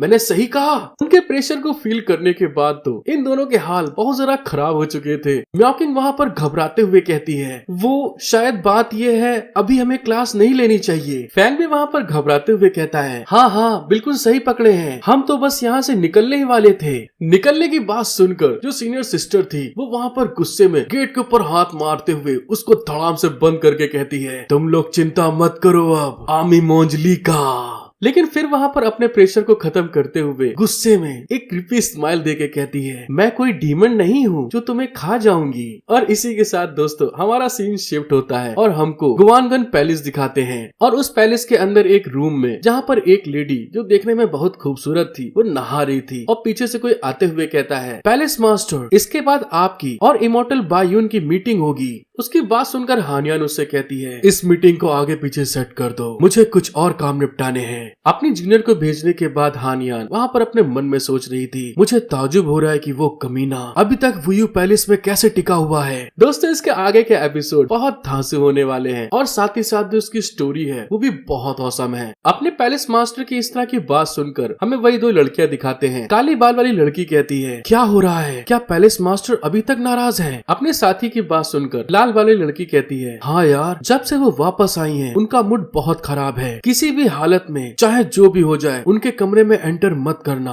उसने जैसे इस बारे में बोला था तभी अचानक से कमरे के अंदर कुछ आवाज आती है और हमारा सीन शिफ्ट होके वुयू पैलेस पे चला गया था, जिस जगह पर दोस्तों बहुत ढेर सारे बर्फ के क्रिस्टल पड़े हुए थे। उसको देखते हुए कोई कहता है, वो तो अभी तक क्यूआई रिफाइनिंग के फर्स्ट स्टेज पर है। दूसरे साइड में हमें हानियान को दिखाते हैं जो कि वहाँ पर बहुत ज्यादा खिसियाते हुए कहती है, मैंने तुम्हारे नहाने के पानी में मेडिसिन के साथ हाई ग्रेड के एलेक्सर डाले थे, अगर ये कोई और होता तो वो पहले ही फाउंडेशन बिल्डिंग रिल्म तक पहुंच गया होता। तुम्हारी क्वालिफिकेशन सच में कितनी खराब है। इस टॉपिक पे बात करते हुए मैंने तुम जैसे कचड़े पर इतनी कीमती चीज का इस्तेमाल करने का फैसला क्यों लिया, जबकि हम एक दूसरे को अच्छी तरह से जानते भी नहीं हैं। नहीं, मैं बस अपनी टेक्निक सुधारने में उसकी मदद करने के लिए उसका एहसान चुकाना चाहती थी। हाँ ये सही है, मैं तो बस उसका एहसान चुकाना चाहती थी। इस बात को बोलते हुए हानियान वहाँ पे बहुत ज्यादा ब्लेस करने लगी थी। मतलब कि दोस्तों इसका भी दिल अपने हीरो पे आ चुका है। फिर हमारा सीन शिफ्ट होके हमें कुछ समय बाद दिखाते हैं जहाँ पर कोई चिल्ला के कह रहा था, अरे ये क्या,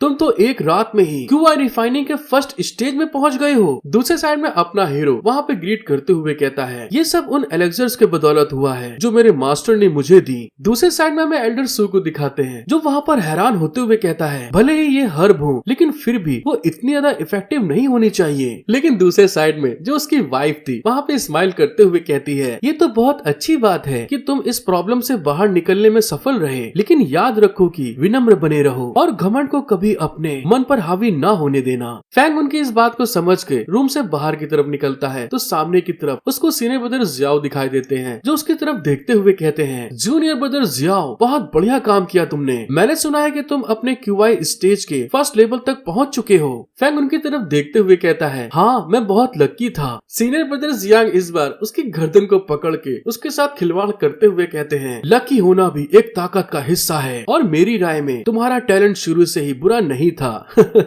उनके इस तरह करने से फैंग के वहाँ पे हाल खराब हो चुके थे। वो वहाँ पर चिल्लाते हुए कहता है, senior brother Jiang, senior brother Jiang, आप मेरा दम घोट रहे हो। क्योंकि दोस्तों यहाँ पर सीनियर ब्रदर जियांग फिर से अपनी ताकत को कंट्रोल करना भूल गए थे। वो वहाँ पर उसको छोड़ते हुए कहते हैं, अरे यार प्लीज मुझे माफ कर देना, मैं सच में अपनी ताकत को कंट्रोल नहीं कर सकता। फैंग वहाँ पर गहरी सांस भरते हुए कहता है, कोई बात नहीं, ठीक है मैं जिंदा तो हूँ। साथ ही वहाँ पर अपने मन में सोचते हुए कहता है, खैर इस समय मैं जिस कल्टीवेशन मेथड का इस्तेमाल कर रहा हूँ वो दो गाइडेंस की कॉम्बिनेशन है और ये मुझे बहुत ज्यादा पावरफुल बनाएगी। फिर भी मेरी प्रोग्रेस मेरे पिछली जिंदगी की तुलना में बहुत धीमी हो रही है। उस समय मेरी बीवी ने क्या कहा, या क्या ये हो सकता है कि मेरी कल्टीवेशन टैलेंट सच में बेहतर हो गया है। और इसी के साथ दोस्तों हमें 2 साल बाद दिखाते हैं, जहाँ पर कोई चिल्ला के कह रहा था, मियाओ किंग QI रिफाइनिंग के 7th लेवल तक पहुंच चुकी है। हमें एल्डर सू को दिखाते हैं जो कि थोड़ा शॉक्ड होते हुए कहते हैं, उसके पास सच में सुपीरियर टैलेंट है और हम उसके फाउंडेशन को मजबूत करने के लिए उसके रिल्म को सप्रेस करते हैं। फिर भी उसके लिए रिल्म से बाहर निकलना बहुत आसान है। उसकी बात सुनकर उसकी बीवी उसे बताती है, लेकिन उसकी तुलना में जो दूसरा लड़का है वो बहुत ज्यादा टेंशन में है। एल्डर सू वहाँ पे शॉक्ड होते हुए कहते हैं, उसके बारे में बात करने से मुझे गुस्सा आता है। तभी अचानक से मियाओ किंग वहाँ पर भाग के आते हुए चिल्ला के कहती है,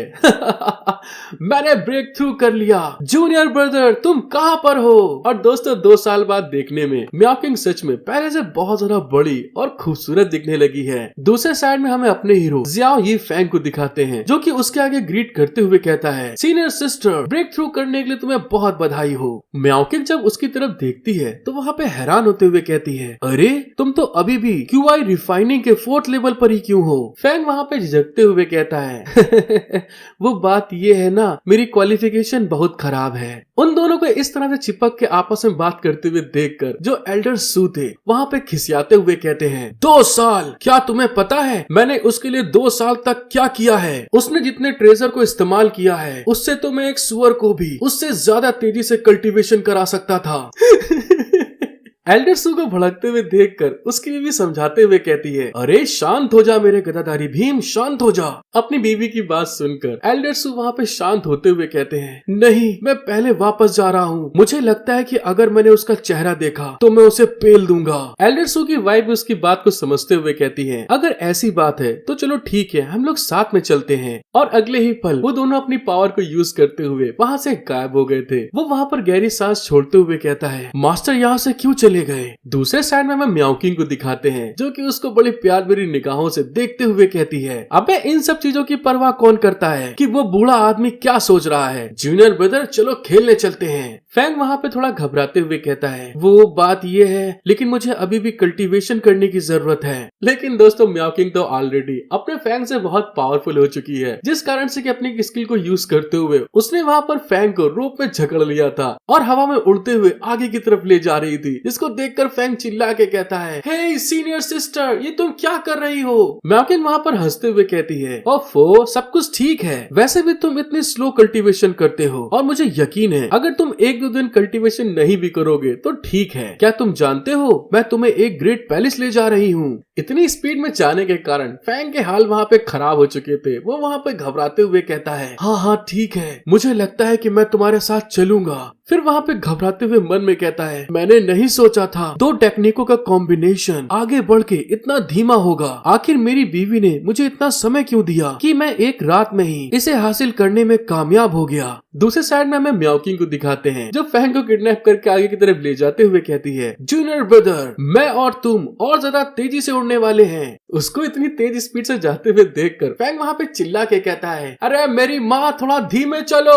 उसकी बात सुन के म्याओकिंग बोलती है, अरे यार, मेरे आसपास होने से डरने की कोई बात नहीं है, जबकि असली डर तो यही है क्योंकि ये आसपास है। कुछ दूर आगे जाने के बाद में वो एक जगह पे देखते हुए कहती है, अरे आखिर ये क्या चीज है। और उस चीज को जानने के लिए म्याओकिंग तुरंत उस जंगल में वहाँ पर नीचे उतर गई थी। जब वो लोग वहाँ पे पहुँचते हैं तो म्याओकिंग सामने की तरफ देखकर हैरान होते हुए कहती है, ये क्या है। लेकिन फैंग को तो दोस्तों अभी तक उल्टी ही आ रही थी, उसका सर चकरा रहा था। जो चीज म्याओकिंग ने देखी थी तो वहाँ पर एक बहुत बड़ा स्केलेटन पड़ा हुआ था जिसके ऊपर का सारा गोश्त किसी ने खा लिया था। उसका ब्लड उसके स्केलेटन के ऊपर, और देखने में ये बीस्ट बहुत ज्यादा जायंट है। उस बीस्ट को चेक करते हुए फैंग कहता है, इसके घाव को देखो, ये एक अटैक में ही मारा गया। म्याओकिंग वहाँ पे खिसियाते हुए कहती है, ये एक ऐसा बीस्ट है जिसे वुयू पैलेस में पाला जा रहा था। कौन सा कमीना हमारे साथ में खिलवाड़ करने की हिम्मत कर सकता है। म्याओकिंग वहाँ पर गुस्से में अपने हाथ में एक बड़ी सी बॉल को निकाल लेती है। फिर वहाँ पे उस बॉल को आगे की तरफ फेंकते हुए कहती है, वाइटी, मैं तुम्हें चुनती हूँ। लग रहा है दोस्तों यहाँ पर पोकेमॉन शुरू होने वाला है। म्याओकिंग की बात सुनते हुए वाइटी बाहर निकल आया था और उस बीस्ट को वहाँ पर सूंघ रहा था। उसको देखकर म्याओकिंग कहती है, जल्दी करो और जिस किसी ने इसे मारा है उसको ढूंढो। फैन वहाँ पर उस बीस्ट की तरफ देखते हुए कहता है, सीनियर सिस्टर, ये गेल वुल्फ कम से कम QI रिफाइनिंग के 5th स्टेज पर है। देखने में तो ऐसा लग रहा है किसी ने बहुत जरा पावरफुल चीज से इसके साथ ऐसा किया हो। म्याओकिंग वहाँ पर बड़े एटीट्यूड में कहती है, चिंता मत करो, हम पहाड़ी के पीछे हैं और सभी पावरफुल बीस्ट को मेरे पेरेंट्स ने बहुत पहले ही वहाँ से हटा दिया है। कुछ बचे हुए बीस्ट मेरे लिए कोई प्रॉब्लम नहीं है। जब वो लोग बात कर रहे थे तभी वाइटी को सामने की तरफ कुछ सेंस होता है, जिस कारण से कि म्याओकिंग वाइटी का पीछा करते हुए अपने हीरो का हाथ पकड़ के आगे की तरफ जाते हुए कहती है, जल्दी चलो, ऐसा लगता है कि वाइटी को वहाँ पर कुछ मिला है। जब वो लोग आगे बढ़ रहे थे म्याओकिंग सामने की तरफ देख के हैरान होते हुए कहती है, वाइटी अपने बड़े रूप में वापस आ गया है। दूसरे साइड में वाइटी दोबारा से दोस्तों वही बड़े फॉर्म में आ गया था। उसको देखते हुए म्याओकिंग बोलती है, वाइटी आखिर क्या है वहाँ पर। और वाइटी सामने की तरफ देखकर बहुत जरा रोर कर रहा था। तो वहाँ पर दोस्तों बहुत ढेर सारे ब्लैक भेड़ियों को किसी ने मार दिया था। इतने ढेर सारे भेड़ियों के ऐसे हाल देखकर म्याओकिंग वहाँ पर शॉक्ड होते हुए कहती है, क्या सच में कोई ऐसा कर सकता है। जब वो लोग आपस में बात ही कर रहे थे तभी अचानक से म्याओकिंग के जस्ट पीछे एक ब्लैक कलर की स्नेक टेल उसको पकड़ने के लिए आगे बढ़ रही थी। लेकिन अपने हीरो को वहाँ पर सेंस हो जाता है और वो पीछे की तरफ देखते हुए म्याओकिंग के हाथ को पकड़ के तुरंत वहाँ से जंप लगा दिया था, जिस कारण से कि उस ब्लैक टेल के अटैक से वो दोनों वहाँ पर बच जाते हैं। म्याओकिंग को बचाते हुए अपना हीरो उससे पूछता है, सीनियर सिस्टर, क्या आप ठीक हैं? दूसरी तरफ हमें म्याओकिंग को दिखाते हैं जो कि वहाँ पर खांसते हुए कहती है, हाँ मैं ठीक हूँ। लेकिन उतनी ही देर में दोस्तों अचानक से जो उसका वाइटी था, किसी ने उसके ऊपर इतना पावरफुल अटैक किया था, वो पेड़ों को तोड़ता हुआ धड़ाम से पीछे जाकर लड़ता है। अपने वाइटी के ऐसे हाल को देखकर म्याओकिंग घबराते हुए कहती है, वाइटी। इतने पावरफुल अटैक प्रेशर के कारण जो वाइटी था दोबारा से दोस्तों अपने छोटे फॉर्म में ट्रांसफॉर्म हो जाता है, जिसको हारते हुए देखकर म्याओकिंग उसको दोबारा से अपने वही पोकेबॉल वाली बॉल में वापस बुला लेती है। लेकिन अपना हीरो फैंग सामने किसी चीज को देखकर बहुत जरा घबराते हुए कहता है, वहाँ ऊपर की तरफ देखो। और म्याओकिंग के हाल भी दोस्तों बिल्कुल वैसे ही हो गए थे, क्योंकि जब वो ऊपर की तरफ देखते हैं तो वहाँ पर एक बहुत बड़ा जायंट स्नेक अपने मुंह में एनर्जी का एक स्पिरिचुअल अटैक रेडी कर चुका था उनके ऊपर अटैक करने के लिए। जिस चीज को देखते हुए म्याओकिंग तुरंत अपने हाथों में स्वॉर्ड को अपेयर करते हुए कहती है, धत तेरे की, ये तो बहुत बड़ा जायंट स्नेक है। और उसके ऐसा करने के साथ में ही म्याओकिंग के चारों तरफ दोस्तों 7 तलवारें अपेयर हो गई थी। वो अपना एक स्किल को एक्टिवेट करते हुए कहती है, इल्यूजन स्वॉर्ड। और देखने में तो लग रहा है कि इसका अटैक बहुत पावरफुल होगा। म्याओकिंग वहाँ पर अपने अटैक को रेडी करते हुए जो अटैक स्नेक ऊपर से नीचे किया था वो सीधे उन स्पिरिचुअल स्वॉर्ड्स को उस अटैक के ऊपर थ्रो कर देती है। उन दोनों अटैक का आपस में टकराने के कारण बहुत बड़ा धमाका होता है, साथ में एनर्जी रिलीज होने लगी थी। फैंग वहाँ पे थोड़ा घबराते हुए कहता है, ये बहुत बुरा हुआ, ये धुआं बहुत जहरीला है। म्याओकिंग के भी इतने पावरफुल अटैक करने के कारण हाल बुरे हो चुके थे, जिस कारण से वो ढीली होते हुए कहती है, जूनियर ब्रदर, मैं अपने लिमिट तक आ चुकी हूँ। उसको लड़ाई के बीच में इस तरह टेढ़ा होते हुए देखकर फैंग घबराते हुए कहता है, तुम लड़ाई के बीच में सो नहीं सकती हो। फैंग जब उसको संभाल ही रहा था तभी अचानक से उनके जस्ट पीछे से वही काला स्नेक करता हुआ दोस्तों उनकी तरफ आगे बढ़ रहा था। फैंग वहाँ पर उसको ऐसा करते हुए देखकर चिल्ला के कहता है, अब हमारी बारी है। और इसी के साथ सामने की तरफ कोई देखते हुए कहता है, हम तुम्हारे करीब आने के इंतजार कर रहे थे।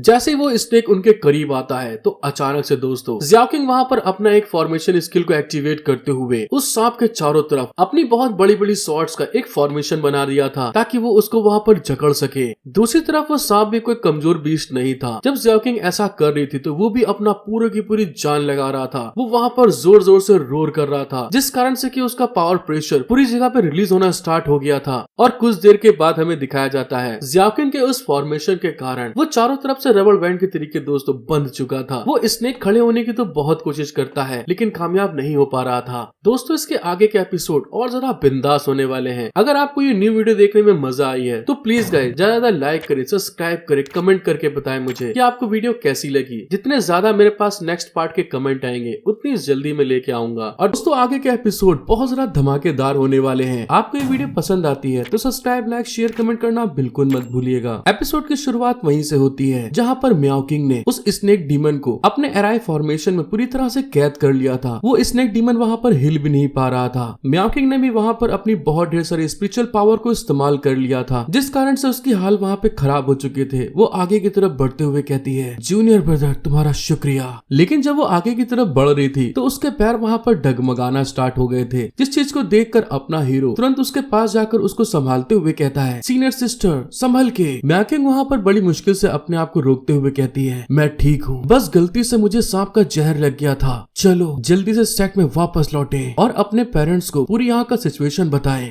मीओकिंग जब इस बारे में बोल ही रही थी तभी अचानक से फिर से उनके ऊपर बहुत ज्यादा स्पिरिचुअल प्रेशर पड़ना स्टार्ट हो गया था। और जब वो लोग सांप की तरफ देखते हैं तो सांप की बॉडी के अंदर फिर से हलचल होना स्टार्ट हो जाती है। जो फॉर्मेशन लगा हुआ था उसके अंदर भी बहुत ज्यादा थंडर रिलीज हो रही थी, जिस चीज को देखते हुए मीओकिंग वहाँ पे हैरान होते हुए कहती है, आखिर ये कैसे हो सकता है? मेरे पेरेंट्स ने तो मुझे बताया था कि एडवांस कल्टीवेशन वाले मॉन्स्टर ने इस जंगल को छोड़ दिया है। यहाँ पर सिर्फ क्यूआई रिफाइनिंग स्टेज वाले कभी भी फ्री होकर इस तरह से नहीं घूम पाएंगे और ये स्नेक इस तरह के मूव को इस्तेमाल नहीं कर सकते। फैंग भी वहाँ पर मीओकिंग की तरफ देखकर घबराते हुए कहता है, अच्छा तो यही जहर है इसका। और कुछ देर के अंदर वहाँ पर वो डीमन स्नेक मीओकिंग की पूरी फॉर्मेशन को तोड़ देता है। साथ ही वहाँ पर वो ब्रेक थ्रू करते हुए फाउंडेशन बिल्डिंग पीरियड में पहुंच गया था। फिर वहाँ पर मीओकिंग के ऊपर मुंह खोल के अटैक करने के लिए आगे बढ़ रहा था, जिस चीज को देखकर मीओकिंग घबराते हुए कहती है, जूनियर ब्रदर पीछे हट जाओ तुम। जैसे उस मॉन्स्टर स्नेक ने उनके ऊपर अटैक किया था तो मीओकिंग वहाँ पर जंप लगाते हुए उसके अटैक से बचते हुए अपनी स्पिरिचुअल तलवार से उसकी बॉडी के ऊपर स्लैश लगाने की कोशिश कर रही थी। लेकिन मीओकिंग देखकर वहाँ पे हैरान होते हुए कहती है, नहीं, इस मॉन्स्टर की बॉडी तो बहुत ज्यादा हार्ड हो चुकी है, इतनी हार्ड कि मेरी स्वॉर्ड काम नहीं कर रही। मुझे कोई और दूसरा तरीका सोचना होगा। हाँ ये सही रहेगा, इसकी आंख पर अटैक करती हूँ। फिर वहाँ पे मीओकिंग तुरंत जंप लगाती है और अपनी स्पीड को यूज करते हुए उस स्नेक की आंख पर अटैक करने के लिए आगे की तरफ बढ़ रही थी। लेकिन जैसे ही वो उसकी आंख के पास पहुंचती है वो स्नेक भी अपनी स्किल को एक्टिवेट करता है तो उसकी आंखों के अंदर से ग्रीन कलर की रेप बाहर निकलने लगी थी, जिस कारण से मीओकिंग वहाँ पर हिप्नोटाइज हो चुकी थी। उस स्नेक को ऐसा करते हुए देखकर मीओकिंग घबराते हुए मन में कहती है, अरे ये क्या, इसका पॉइजन तो मेरी बॉडी में बहुत तेजी से फैल रहा है। और अगले ही पल मॉन्स्टर स्नेक ने मीओकिंग के ऊपर अपनी पूंछ से एक बहुत भयानक अटैक कर दिया था। मीओकिंग वहाँ पर अपने पास एक शील्ड लगाकर उससे बचने की कोशिश तो करती है, लेकिन उस मॉन्स्टर स्नेक का अटैक इतना ज्यादा पावरफुल था कि वो धड़ाम से सीधे जमीन पे आके गिर गई थी।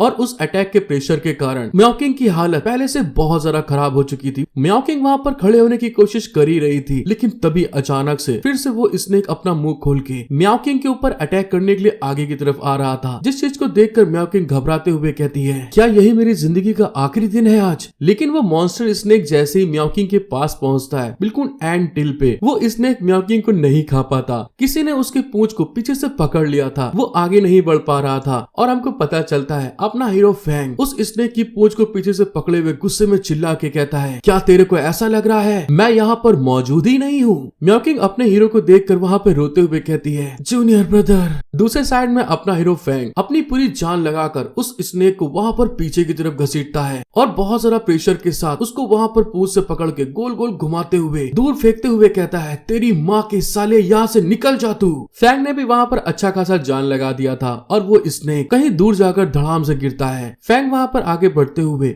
म्याओकिंग के पास आकर उसको हाथ देखकर वहाँ पर संभाल रहा था, जिस चीज को देखकर म्याओकिंग उससे कहती है, जूनियर ब्रदर जल्दी तुम यहाँ से चले जाओ। अब हीरो एक खूबसूरत लड़की को छोड़ कर जाइए, अच्छा नहीं लगता। फैंग वहाँ पर म्याओकिंग के कमर में हाथ डालकर उसको वहाँ पर अपनी गोद में उठा लिया था और उसकी तरफ देखते हुए कहता है, सीनियर सिस्टर मैंने पहले ही सेक्ट में मदद के लिए मैसेज भेज दिया है, लेकिन अचानक से जो मैसेज फैंग ने वहाँ पर भेजा था वो वापस उनके पास आ गया था, जिस चीज को देखते हुए म्याओकिंग वहाँ पे उदास होके कहती है, मुझे माफ कर देना, ये सारी मेरी गलती है, मेरे कारण तुम यहाँ पर फंस गए हो। फैंग उसको इतना उदास देखकर समझाते हुए कहता है, तुम चिंता मत करो सीनियर सिस्टर, इसके आगे का अब तुम मुझ पर छोड़ दो। फैंग वहाँ पर म्याओकिंग के एक जगह किनारे लाकर नीचे की तरफ रखता है और उस स्नेक की तरफ देखते हुए एक क्रीपी स्माइल दे के कहता है, और अब आगे तुम हो। वो स्नेक भी वहाँ पर आते हुए सीधे फैंग के ऊपर अपनी वही पूंछ से एक पावरफुल अटैक करता है। फैंग भी अपने हाथों में स्पिरिचुअल एनर्जी को जनरेट करते हुए एक फिस्ट उस स्नेक की तरफ मारने के लिए बड़ी स्पीड में आगे बढ़ते हुए कहता है, चलो ठीक है, अगर ऐसी ही बात है तो आज की प्रैक्टिस मैं तुम्हारे साथ में ही करूंगा। और इस बात को कहते हुए उसका पंच उसकी पूंछ के साथ में वहाँ पर टकरा गया था। फैंग ने वहाँ पर किसी तरीके से उस स्नेक के टेल अटैक से तो बच लिया था, लेकिन इतनी अटैकिंग पावर यूज करने के कारण उसके भी हाल वहाँ पे खराब हो गए थे। वो वहाँ पर जोर जोर से हाँफते हुए कहता है, अरे नहीं, मुझे लगता है कि मेरा हाथ पूरी तरह से टूट गया है। हम दोनों के बीच का रिल्म का गैप बहुत ज्यादा बड़ा है। हालांकि मैं इस जानवर को हिला सकता था, लेकिन मैं उसे इतने लंबे समय तक पकड़ नहीं सकता हूँ। जब वो इस बारे में सोच ही रहा था तभी अचानक वो सामने की तरफ देखकर घबराते हुए कहता है, धत तेरे की, लग गए घोड़े।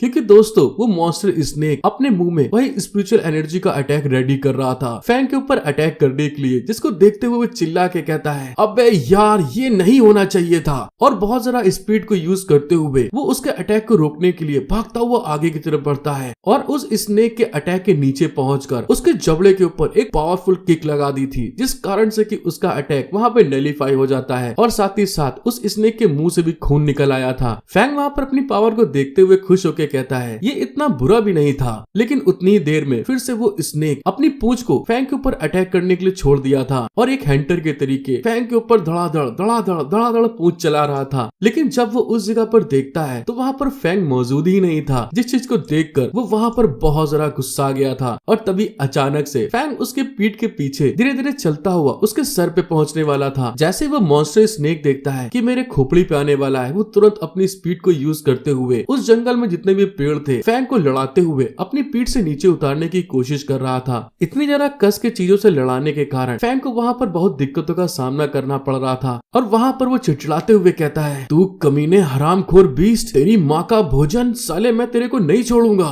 और इसी के साथ फैंग वहाँ पर अपनी स्किल को एक्टिवेट करते हुए कहता है, अब मेरी इस स्किल का स्वाद चख तू। जैसे फैंग ने वहाँ पर अपनी फिंगर में स्पिरिचुअल पावर गैदर करने के साथ में उस बीस्ट के ऊपर अटैक करा था तो वहाँ पर दोस्तों उसको बहुत ज्यादा दर्द होने लगा था। वो बीस्ट चिल्लाते हुए धड़ाम से नीचे जमीन पे आकर गिर जाता है और फैंग भी उछलता हुआ उसकी बॉडी से जमीन पे आकर गिरता है। उसका प्रेशर इतना ज्यादा था, फैंग वहाँ पर बॉल की तरीके टिप्पा खाकर एक पेड़ पे जाकर धड़ाम से लड़ता है। इतनी ज्यादा चोट खाने के बाद वो वहाँ पर करारते हुए कहता है, ये अफसोस की बात है कि मैं इस पागल मॉन्स्टर को थोड़ा सा ही घायल करने लायक बन पाया। मुझे लगता है कि इस बार हम सचमुच मरने वाले हैं। फैंग जब सामने की तरफ देखता है तो वो मॉन्स्टर स्नेक फिर से अपने मुंह को खोलते हुए फैंग की तरफ अटैक करने के लिए आगे बढ़ रहा था। लेकिन तभी अचानक से कोई उस मॉन्स्टर के ऊपर अटैक करते हुए चिल्ला के कहता है, तू दुष्ट मॉन्स्टर, तू यहीं पे मरेगा। जैसे वो स्लैश उस मॉन्स्टर स्नेक के ऊपर पड़ता है जाकर तो उसका सर उसके धड़ से अलग हो चुका था और उसकी बॉडी वहाँ पर धड़ाम से नीचे की तरफ गिरती है। फैंग वहाँ पर जब बेहोश हो रहा था तो हमको पता चलता है म्याओकिंग की मॉम वहाँ पर उसको बचाने के लिए आ गई थी और वो आगे बढ़ते हुए चिल्ला के कह रही थी, म्याओकिंग, जियाओ फैंग, सौभाग्य से मैं सही समय पर आ गई, हे जागो तुम। इसी के साथ हमारा सीन शिफ्ट होके अपनी हीरोइन हानियान के सेट पे आ गया था। हानियान वहाँ पर बैठी हुई अपनी कल्टीवेशन की प्रैक्टिस कर रही थी और उस कमरे में भी बहुत पावर रिलीज हो रही थी। लेकिन तभी हानियान वहाँ पे शॉक्ड होते हुए कहती है, ये कितनी अजीब बात है, मेरी आइज हाई टेक्निक की प्रैक्टिस बहुत क्रिटिकल स्टेज पर पहुँच गई है तो मुझे अचानक से घबराहट क्यों महसूस हुई। छिपे हुए खतरे को खत्म किया जाना चाहिए था। मैं जाकर पहले उस कमीने को क्यों नहीं देखती हूँ, उसे देखे हुए कई साल हो गए हैं। मुझे आश्चर्य है कि क्या इतने सालों में उसमें कोई सुधार हुआ है। इसी को दोस्तों ट्रू लव कहते हैं। वहाँ पर उसको चोट लगी और यहाँ पर इसको एहसास हो गया और इसी के साथ हानियान आगे की तरफ बढ़ते हुए कहती है, चलो पहले चल के उससे मिलती हूँ, अब मुझे उसका कुछ देना भी नहीं है। इस बात को बोलते हुए हानियान बड़ी स्पीड में हवा में उड़ते हुए अपने हीरो की तरफ आगे आगे बढ़ रही थी। तो रास्ते में जब वो पहुंचती है तो सामने एक एल्डर को देखते हुए हैरान होकर मन में कहती है, अरे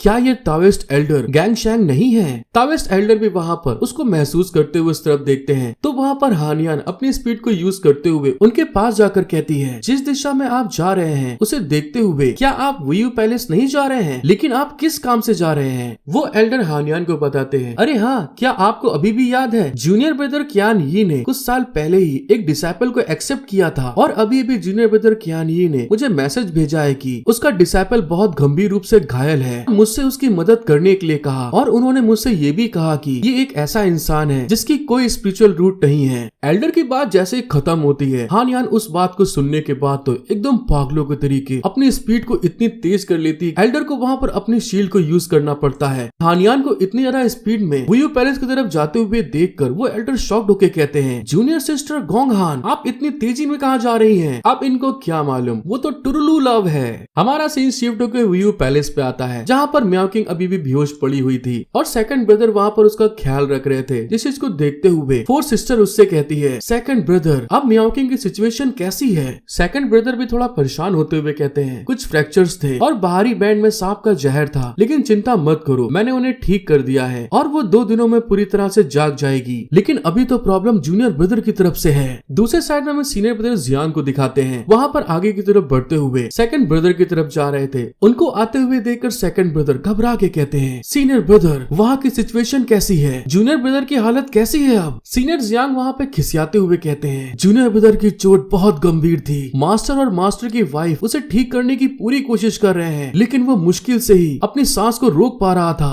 फोर्थ सिस्टर वहाँ पे घबराते हुए कहती है, तुम चिंता मत करो, मास्टर ने पहले ही एल्डर गोंगशैंग को बुलाया है, उनकी मेडिसिनल स्किल बहुत अच्छी है। सीनियर ब्रदर गुस्से में वहाँ से जाते हुए कहते हैं, मैं पीछे पहाड़ी पर जाना चाहता हूँ। लेकिन जैसे वो वहाँ पर आगे बढ़ते हैं, एक तिलिस्मान अचानक से आगे बढ़ते हुए उनके गेट पे वहाँ पर चपक जाता है। सेकंड ब्रदर वहाँ पे खिसियाते हुए कहते हैं, पहाड़ इतना बड़ा है, तुम अकेले वहाँ पर खो जाओगे। उनके इस हरकत से फर्स्ट ब्रदर को वहाँ पर गुस्सा आ रहा था। तभी फोर्थ सिस्टर भी उनको समझाते हुए कहती हैं, हाँ सीनियर ब्रदर, आपको अभी शांत हो जाना चाहिए। लेकिन सीनियर ब्रदर तो पहले से ही अपने हीरो से बहुत अटैचमेंट में था। वो वहाँ पर गुस्साते हुए कहता है, इसीलिए मैं कुछ करना चाहता हूँ, बस उसे मरता हुआ देखता रहूं। सेकंड ब्रदर वहाँ पर उसको समझाते हुए कहते हैं, 1 मिनट रुको, हमारी तरफ एक ग्रेट पावर आ रही है। जैसे सेकंड ब्रदर ने बोला था तभी अचानक से उनके कोर्टयार्ड के बाहर वो एल्डर और हानियान दोनों वहाँ पर आ गए थे। हानियान बहुत जरा गुस्से में चलते हुए वहाँ पर आगे की तरफ बढ़ रही थी, लेकिन दूसरी तरफ तो जो एल्डर गांगशान थे उनके हाल खराब हो चुके थे। वो वहाँ पर जोर जोर से हाँफते हुए कहते हैं, जूनियर सिस्टर गांगहान, मैं अब और नहीं कर सकता,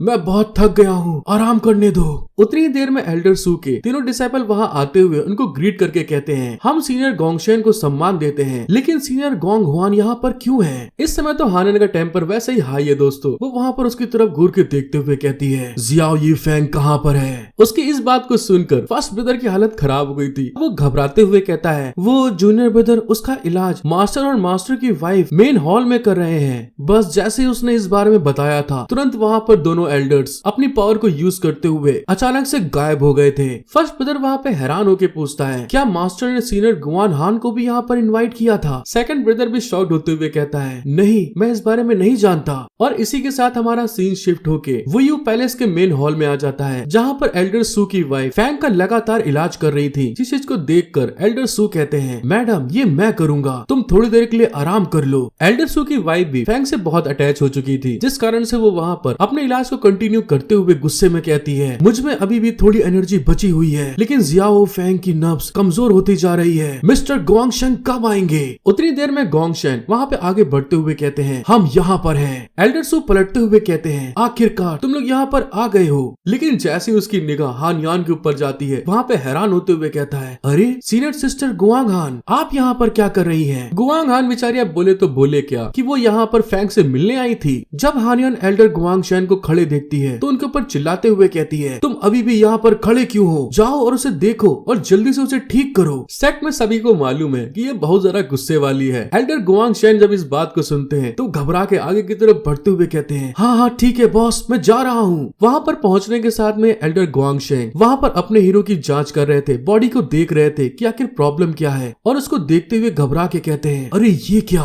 उनकी इस बात को सुनकर हानियान वहाँ पे घबराते हुए कहती है, गोंगशेन उसकी कंडीशन कैसी है? क्या हुआ है? ग्वांगशेंग वहाँ पे अपनी गणित लगाते हुए बताते हैं, मैं आपको सच बताता हूँ, वो बुरी तरह से घायल है, उसकी सारी की सारी मेरिडियंस डैमेज हो गई हैं। हो सकता है कि हम उसका इलाज कर सकते हैं। ईमानदारी से कहूँ तो किसी इस तरह के डिसाइपल को जबरदस्ती बचाना कोई दिमाग वाली बात नहीं है, जिसके अंदर बस एवरेज टैलेंट हो। ग्वांगशेन की बात सुनकर हानियान उससे कहती है, मैं तुम्हें सारी की सारी जरूरत की हब्स को दूंगी, लेकिन तुम्हें इसे बचाना होगा। दूसरी तरफ एल्डर सू भी कहते हैं, ऐसा कैसे हो सकता है? मैं उसका मास्टर हूँ, मेरे पास उसके लिए जरूरत के सारे ट्रेजर्स हैं। हानियान वहाँ पे बहुत ज्यादा गुस्साते हुए कहती है, जब तुम इस बारे में जानते हो कि वो तुम्हारा डिसाइपल है, तो फिर भी उसको इस तरह से चोट कैसे पहुंची? एल्डर सू वहाँ पर उसको समझाते हुए कहते हैं, वो ये, लेकिन उतनी ही देर में जो एल्डर सू की वाइफ थी वहाँ पर गुस्से में चिल्ला के कहती है, तुम सारे के सारे अपनी बकवास करना बंद करो, सबसे पहले इसका इलाज करो। सीनियर ब्रदर ग्वांगशेन, तुम जो चाहो वो करो, लेकिन इसे बचाना होगा तुम्हें। एल्डर ग्वांगशेन उसको देखते हुए कहते हैं, अब जब आप सब ने इस बात के लिए कह दिया है तो मेरे पास कहने के लिए कुछ भी नहीं है। सभी लोगों चलो स्टार्ट करते हैं अब। फिर हमारा सीन शिफ्ट होकर सीधे 3 घंटे बाद दिखाते हैं। मेन हॉल के अंदर से बहुत ज्यादा स्पिरिचुअल एनर्जी रिलीज हो रही थी।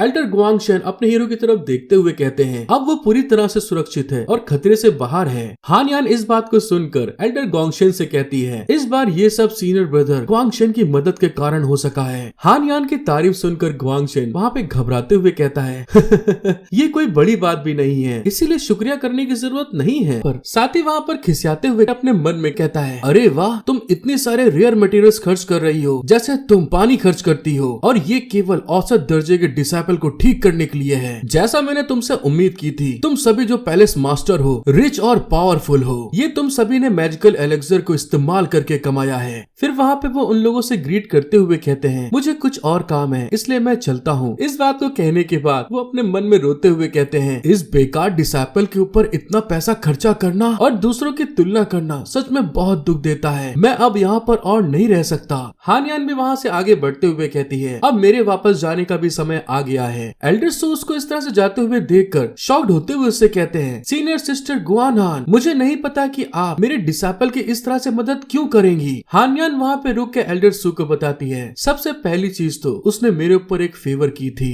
इसलिए इस बार मैं उसे सुरक्षित रखूंगी। अपना हीरो फैंग जब बेहोश पड़ा हुआ था तो उसको अपनी पुरानी यादें याद आ रही थी, जहाँ पर बहुत सारे लोग मरे पड़े हुए थे। और फैंग वहाँ पर आगे बढ़ते हुए चिल्ला के कहता है, कहाँ हो तुम सभी कहाँ गए? उतने में वहाँ पर कोई चिल्ला के कहता है, मदद करो। फैंग वहाँ पे आगे बढ़ते हुए कह रहा था, ये आवाज उधर से आ रही है। वो सामने के नजारे को देखकर शॉक्ड होते हुए कहता है, अरे ये तो उस आदमी की तलवार सीने के आर पार हो चुकी थी। वो आखिरी सांस लेते हुए कहता है, ज़ियाओ यी फैंग।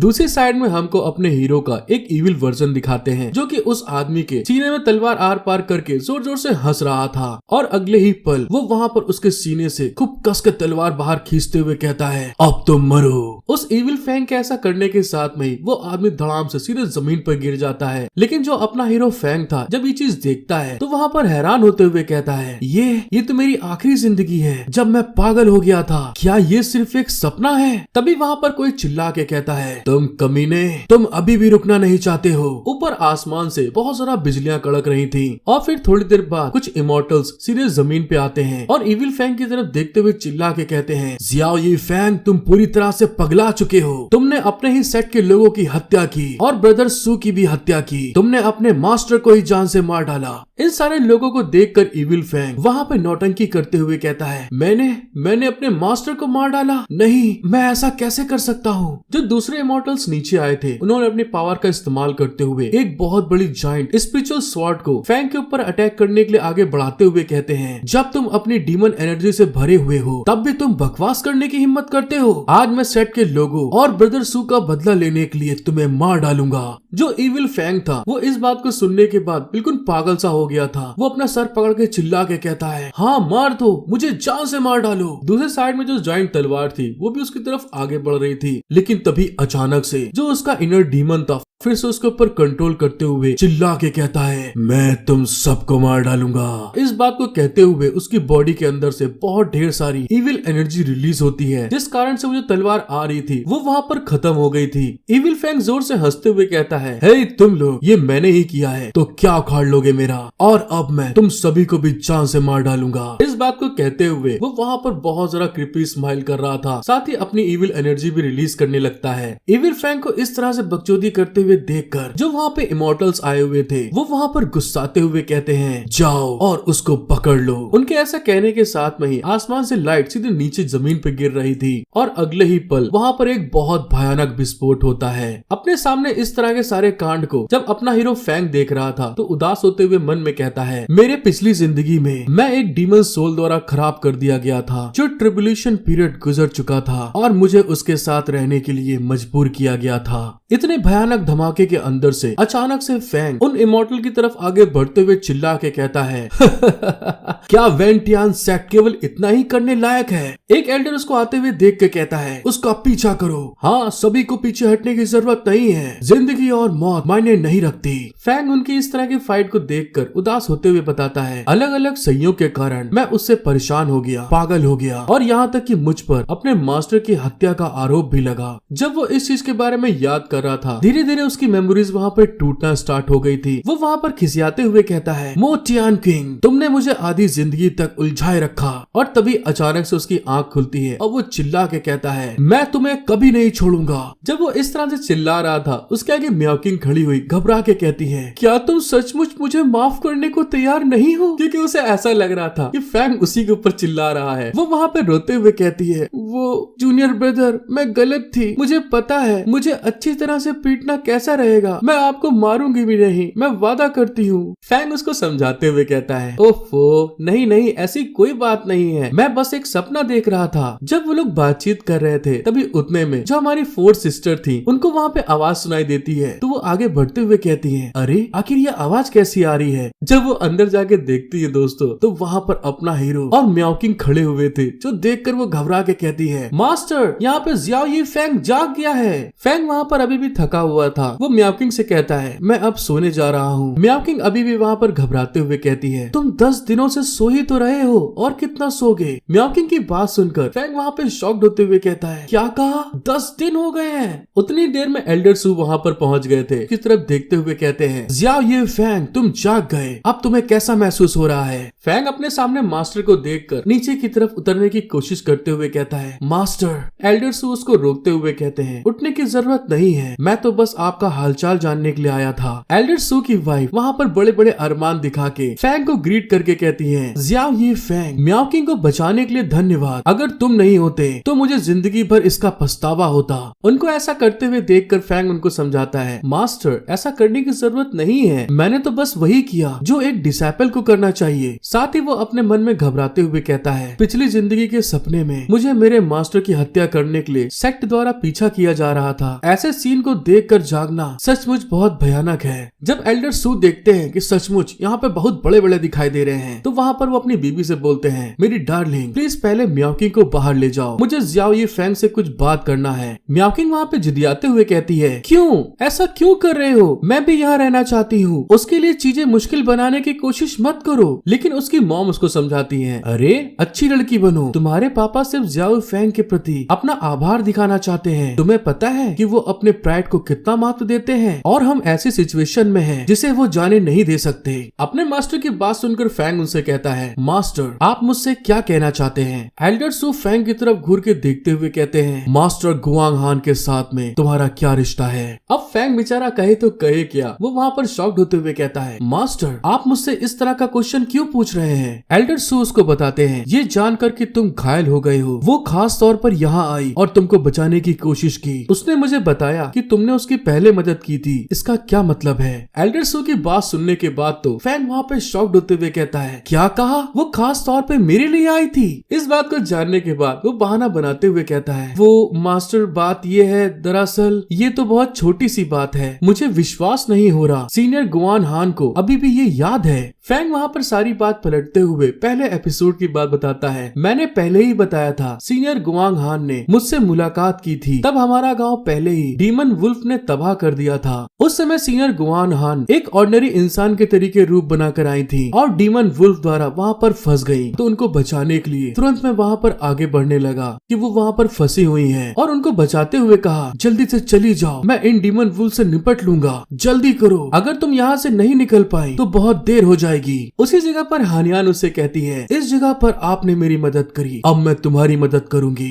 मैं उस जगह पर उनकी कहने का मतलब नहीं समझ पाया। फैंग वहाँ पर शॉक्ड होते हुए कहता है, तुम्हारा कहने का मतलब क्या है लड़की, क्या तुम डरी हुई हो? और इसी तरह की फेंकू कहानी बनाकर फैंग उनको समझाते हुए कहता है, मुझे उस समय पता नहीं था कि वो सीनियर एक पावरफुल इंसान है और बाद में सीनियर ने मुझे बचाया। फैंग की बात सुनकर एल्डर सू वहाँ पे सोचते हुए कहते हैं, चलो कम से कम ये पता चला कि वो अभी भी एक मॉर्टल है और उसके पास अभी भी इस दुनिया को बचाने वाला दिल है। तुमने अच्छा काम किया है। फैंग अपने मास्टर की तरफ देखकर हंसते हुए कहता है मास्टर आपका बहुत बहुत शुक्रिया। फिर वहाँ पे अपने मन में सोच रहा था, ये सौभाग्य की बात है कि पिछली जिंदगी में माँ से मुलाकात की, उनको जो कहानी समझाई थी उसने आज मेरी मदद कर दी। एल्डर सोस को आगे बताते हैं, हालांकि इस बार हान यान ने काफी पैसा खर्च कर दिया है। फ्यूचर में अगर तुम उससे मिलना तो उसके साथ बहुत कायदे से पेश आना मत भूलना। फैन भी अपने मास्टर की बात को समझते हुए कहता है, मास्टर इसमें कोई शक नहीं, मैं आपकी इस दया को हमेशा याद रखूंगा। बात को सुनकर एल्डर सू कहते हैं, ये तो अच्छी बात है, अब अपना ख्याल रखना, मैं तुम्हें और परेशान नहीं करूंगा। फैंग भी उनसे कहता है, ठीक है मास्टर, हम लोग फिर मिलते हैं, निकल लो बहुत तेजी से। एल्डर सू वहाँ से जाते हुए कहते हैं, म्याओ किंग वाले मामले के लिए भी तुम्हारा शुक्रिया। फैंग एल्डर सू की तरफ देखते हुए कहता है, ये बुड्ढा सचमुच बहुत एरोगेंट है। फिर तभी अचानक से वो बेड के ऊपर गुलाटी मारते हुए बैठ के कहता है, इस बार हानियान से ऐसा गिफ्ट एक्सेप्ट करते हुए ऐसा लगता है कि मुझे अपनी कल्टीवेशन में सुधार करने की प्रोग्रेस को और तेज करने की जरूरत है। फैंग वहाँ पे अपनी कल्टीवेशन को चेक करके हैरान होते हुए कहता है, अरे मेरी कल्टीवेशन लेवल तो QI ट्रेनिंग के 5th लेवल तक पहुँच गया है। ये मेरे लिए बहुत सही समय है। QI ट्रेनिंग के 5th लेवल तक पहुँचना, फेदर कॉल टेक्निक को परफॉर्म करने का ये सही टाइम है। वहाँ एक जगह है जहाँ मैं आखिरकार जा सकता हूँ। इसी के साथ हमारा सीन शिफ्ट होता है और जंगल का सीन आ गया था। फैंग वहाँ पर बड़ी स्पीड में जंगल में पेड़ों के ऊपर कूदता हुआ आगे बढ़ रहा था। वहाँ पर आगे बढ़ते हुए वो एक क्लिफ के पास पहुँचकर नीचे की तरफ देखते हुए कहता है, ये वही जगह होनी चाहिए। फैंग नीचे की तरफ देखकर थोड़ा घबरा भी रहा था, लेकिन फिर अपनी हिम्मत बांधते हुए वो उस क्लिफ के ऊपर से सीधे दोस्तों वहाँ पर जंप लगा देता है, जो बड़ी स्पीड में क्लिफ के नीचे की तरफ बढ़ रहा था। वो वहाँ पर एक छोटे से पेड़ को देखते हुए कहता है, हाँ ये है। साथ ही वहाँ पर वो अपनी टेक्निक को इस्तेमाल करते हुए कहता है, फेदर फॉल टेक्निक। जैसे उसने उस टेक्निक को इस्तेमाल किया था तो वहाँ पर बहुत ढेर सारे पंखों का बना हुआ एक जगह बन जाती है, जहाँ पर फैंग खड़ा होकर ऊपर की तरफ देखते हुए कहता है, वाओ ये तो कमाल का है, ये जगह तो अभी तक यही मौजूद है। फैंग को वहाँ पर एक गुफा दिखाई देती है। उस जगह को देखते हुए फैंग अपने हाथों में आग जलाकर आगे बढ़ते हुए कहता है, अगर मैं QI ट्रेनिंग के 5 लेवल तक नहीं पहुँचा होता तो मैं सच में इस जगह पर नहीं आ पाता। जब वो उस जगह पर आगे चल रहा था तो उस गुफा के आखिरी में एक स्केलेटन रखा हुआ था, जिसको देखते हुए फैंग हमें बताता है, ये महायाना रिल्म के एक कल्टीवेटर द्वारा छोड़ी गई उसकी विरासत है। ये वो जगह होनी चाहिए जहाँ वेंटियान सेट का अपनी मौत से पहले यहाँ था। जब तक किसी को ये टेक्निक विरासत में मिलती है वे नई ऊंचाइयों तक पहुँचने के लिए बाध्य होता है। वहाँ पे वो स्केलेटन की तरफ देखते हुए कहता है, तुम तो ऐसा ही सोच रहे होगे, मैंने सही कहा ना मोतियान किंग। इस बात को बोलते हुए फैंग अपने हाथों में जो फ्लेम को जलाए हुए था वो सीधे उस स्केलेटन के ऊपर थ्रो कर देता है और वहाँ पर एक धमाका हो गया था। फैंग के उस स्केलेटन पे आग फेंकने के कारण वो स्केलेटन के चारों तरफ आग जलना स्टार्ट हो जाती है। ये वही मोतियान किंग है जो पिछली जिंदगी में इविल फॉर्म में आकर इसकी बॉडी को कंट्रोल कर रहा था।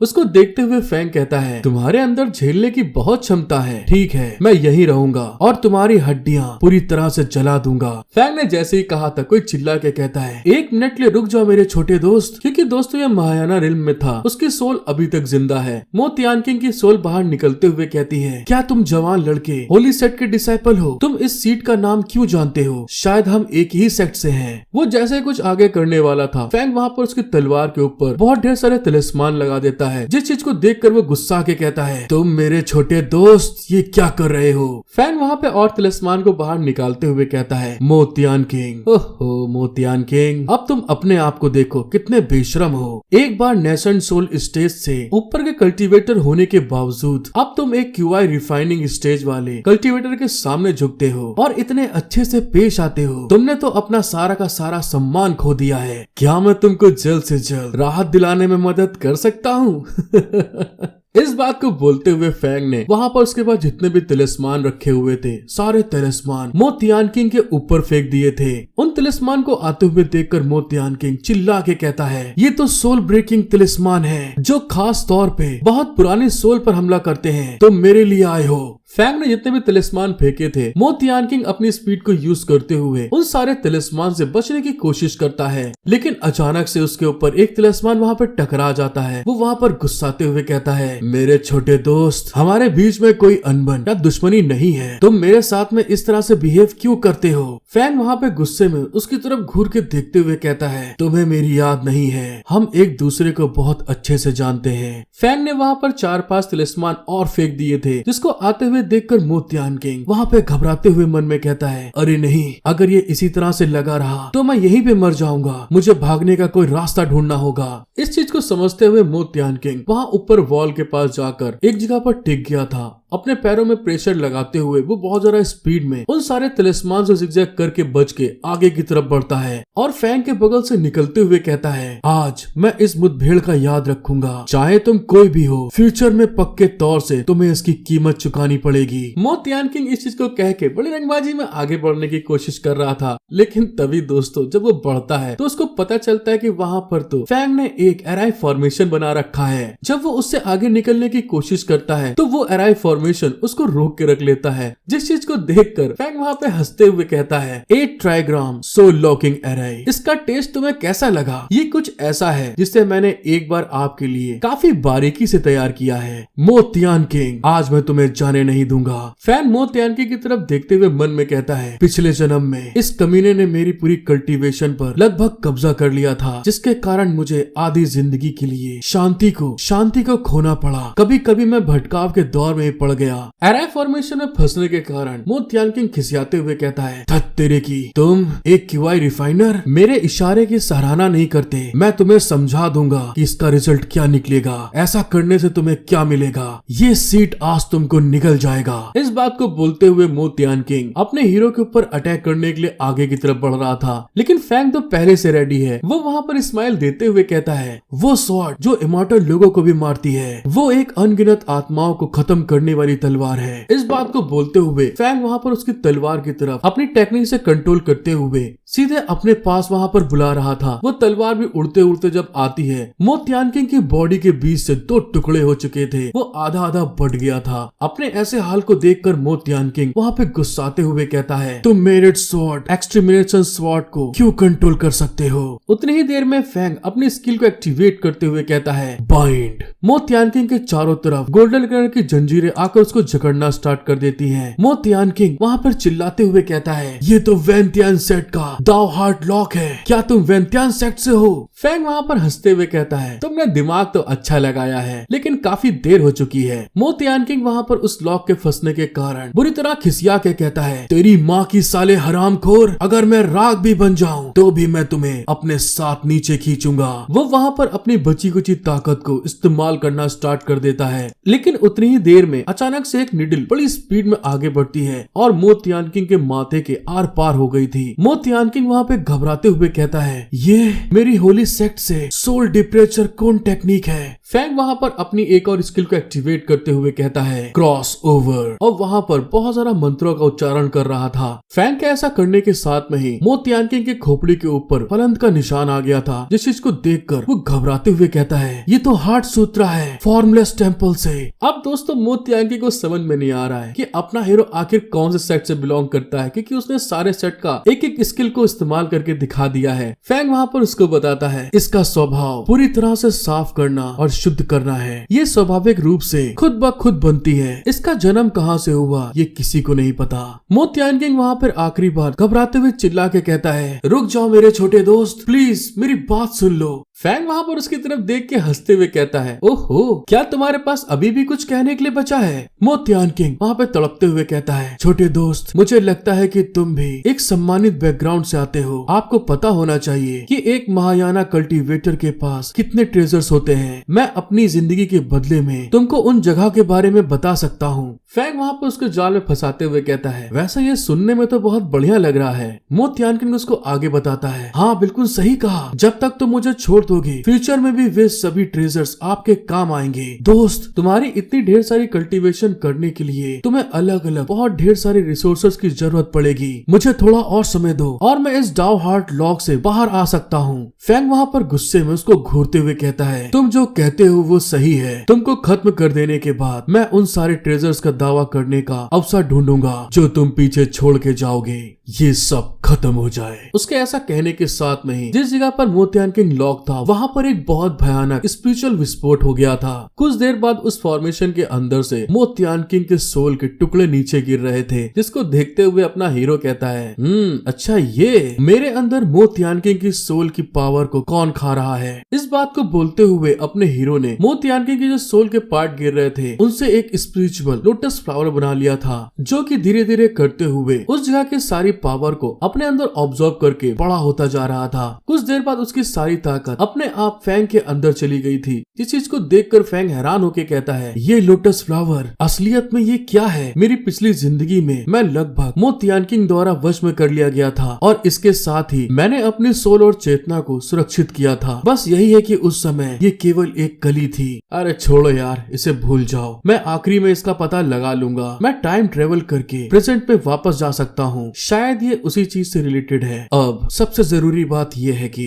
बेशक अब मैं इन सब का क्या करूँ। ये जो किताब है मुझे नहीं मालूम ये किस मार्शल आर्ट से बनी है। ताजुब की बात ये है कि ये जलती नहीं है। फैंग वहाँ पर उस किताब को देखते हुए कहता है, इस दिन और युग में हर कोई जेट स्लिप का इस्तेमाल करता है। केवल पुराने स्कूल के सेक्ट अभी भी लिखी हुई रिकॉर्डिंग पर भरोसा करते हैं। जाहिर है ऐसी कीमती आर्टिफैक्ट मेरी देखभाल में होनी चाहिए। साथ ही उसको वहाँ पर जो चादर ओढ़े था वो भी उसको देखकर हैरान होकर कहता है, ये चीज भी बहुत कीमती है। ये एक हाई ग्रेड वाला डिफेंसिव मैजिक टूल्स है। मुझे इसे बिल्कुल भी बर्बाद नहीं करना चाहिए। और आखिरी में दोस्तों फैंग को तो वहाँ पर सोने पे सुहागा मिल गया था। मतलब कि उसको स्टोरेज रिंग मिल जाती है, जिसको देखकर वो खुश होते हुए कहता है, और इसमें तो एक स्टोरेज रिंग भी है। ये एक जैकपॉट है। जब वो ये कह ही रहा था तभी अचानक से वो जो स्वॉर्ड वहाँ पर थी वो उड़ती हुई अपने हीरो के सामने आकर वहाँ पर हवा में फ्लोट करने लगी थी, जिसको देख के फैंग हैरान होते हुए कहता है, ये तो इमॉर्टल स्लिंग स्वॉर्ड है। इस तलवार का होना शायद अच्छा संकेत नहीं है।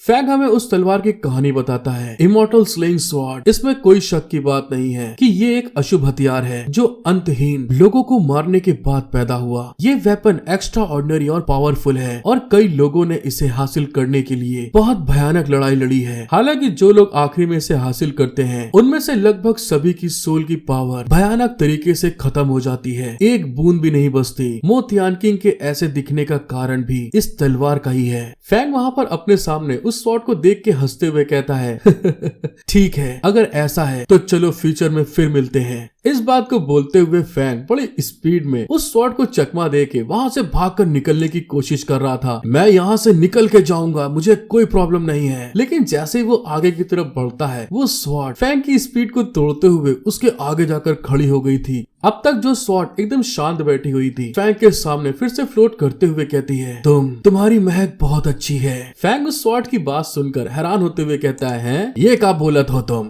उतनी ही देर में वो स्वॉर्ड अपने आप को ट्रांसफॉर्म करती है। तो दोस्तों हमको पता चलता है ये स्वॉर्ड एक सोल वेपन है और उसके अंदर की सोल एक लड़की थी जो अपीयर होते हुए कहती है, तुम्हारी सोल में बहुत अच्छी खुशबू आ रही है, क्या मैं उसमें से एक निवाला ले सकती हूँ? फैंग उस तलवार की इस बात को सुन के वहाँ पर अपने आप को बहुत अच्छा दिखाते हुए कहता है, मैं अभी भी तुम्हारे लिए काफी नहीं हूँ, क्या तुम ऐसा करोगी? मेरे पीछे आओ और जब मैं थोड़ा मोटा हो जाऊंगा तब तुम एक निवाला खा सकोगी, ये कैसा रहेगा? लेकिन दूसरी तरफ वो अंदर ही अंदर घबराते हुए कह रहा था, अरे वाह यार, एक और खतरा, लग गए घोड़े। अगर इस चीज ने काट लिया तो मुझे डर है कि मैं वहीं पर सूख जाऊंगा। फैंग की बात सुनकर वो स्वॉर्ड वहाँ पे हैरान होते हुए कहती है, क्या कहा? मैं तुम्हें फॉलो करूं? क्या तुम मुझे सुझाव दे रहे हो कि मैं आपको अपना मास्टर मान लूं? लेकिन तुम इतने कमजोर हो, मैं तुमको फॉलो क्यों करूं? उससे अच्छा ये नहीं होगा कि मैं तुम्हें यहीं पे खा जाऊं। जब वो सोल वेपन इस बात को बोलते हुए अपने हीरो के पास आ रहा था तो फिर से फैंग उसको समझाते हुए कहता है, खैर इसके पीछे एक कारण है, मेरी बात को समझो, कम से कम मैं उस कंकाल से कहीं ज्यादा सुंदर हूँ, सही कहा ना?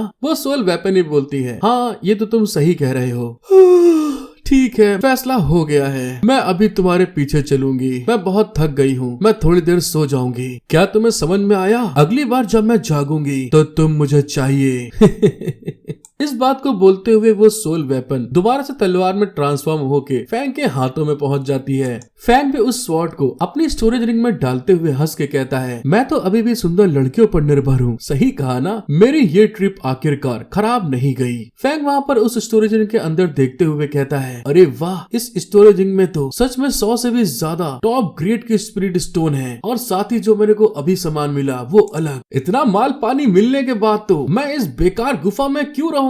जा रहा हूँ मैं, चलो चलते हैं। ये मेरे लिए कुछ समय कल्टीवेशन करने के लिए काफी है। इसी के साथ हमारा सीन शिफ्ट होता है और हमको आइसफील्ड प्रोराइज नॉर्थर्न एम्पायर सिटी दिखाते हैं, जहाँ पर एक जेट चमक रहा था, जिसको देखते हुए कोई कहता है, अगला item dragon guarding body jet pendant. दोस्तों हमको पता चलता है ये एक बहुत खूबसूरत लल्लन टॉप पटाखा माल थी, जो वहाँ पर उस ट्रेजर को दिखाते हुए कहती है, इस जेट पेंडेंट को सीनियर कल्टीवेटर्स ने परेशानी से पार पाने से पहले तैयार किया था। इसके लिए किसी भी स्पिरिचुअल एनर्जी को एक्टिवेट करने की जरूरत नहीं होती है, और ये बिना किसी कल्टीवेशन की जरूरत के 3 डायमेंशनल नेसेंट इन्फेंट स्टेज के बराबर प्रोटेक्टिव पावर हमें दे सकती है। इसकी बोली हम लोग स्टार्ट करते हैं 500 हाई ग्रेड के स्पिरिट स्टोन से। वहाँ पर जितने भी लोग आए थे आपस में बात करते हुए कहते हैं, यह सिर्फ युवा पीढ़ी के लिए है, फिर भी इसकी शुरुआती कीमत इतनी कम। हाँ, तुमने सही कहा, ये चीज हाई लेवल के कल्टीवेटर के लिए बिल्कुल बेकार है और नई युवा पीढ़ी के लिए बहुत ज्यादा खर्चीला है। मैं तो इसको देख के शॉक्ड हो रहा हूँ कि कौन इस चीज को खरीद कर अपने डिसाइपल को देगा। क्या तुम मजाक कर रही हो? जब तक कि वे अपने ही मांस और खून के ना हो।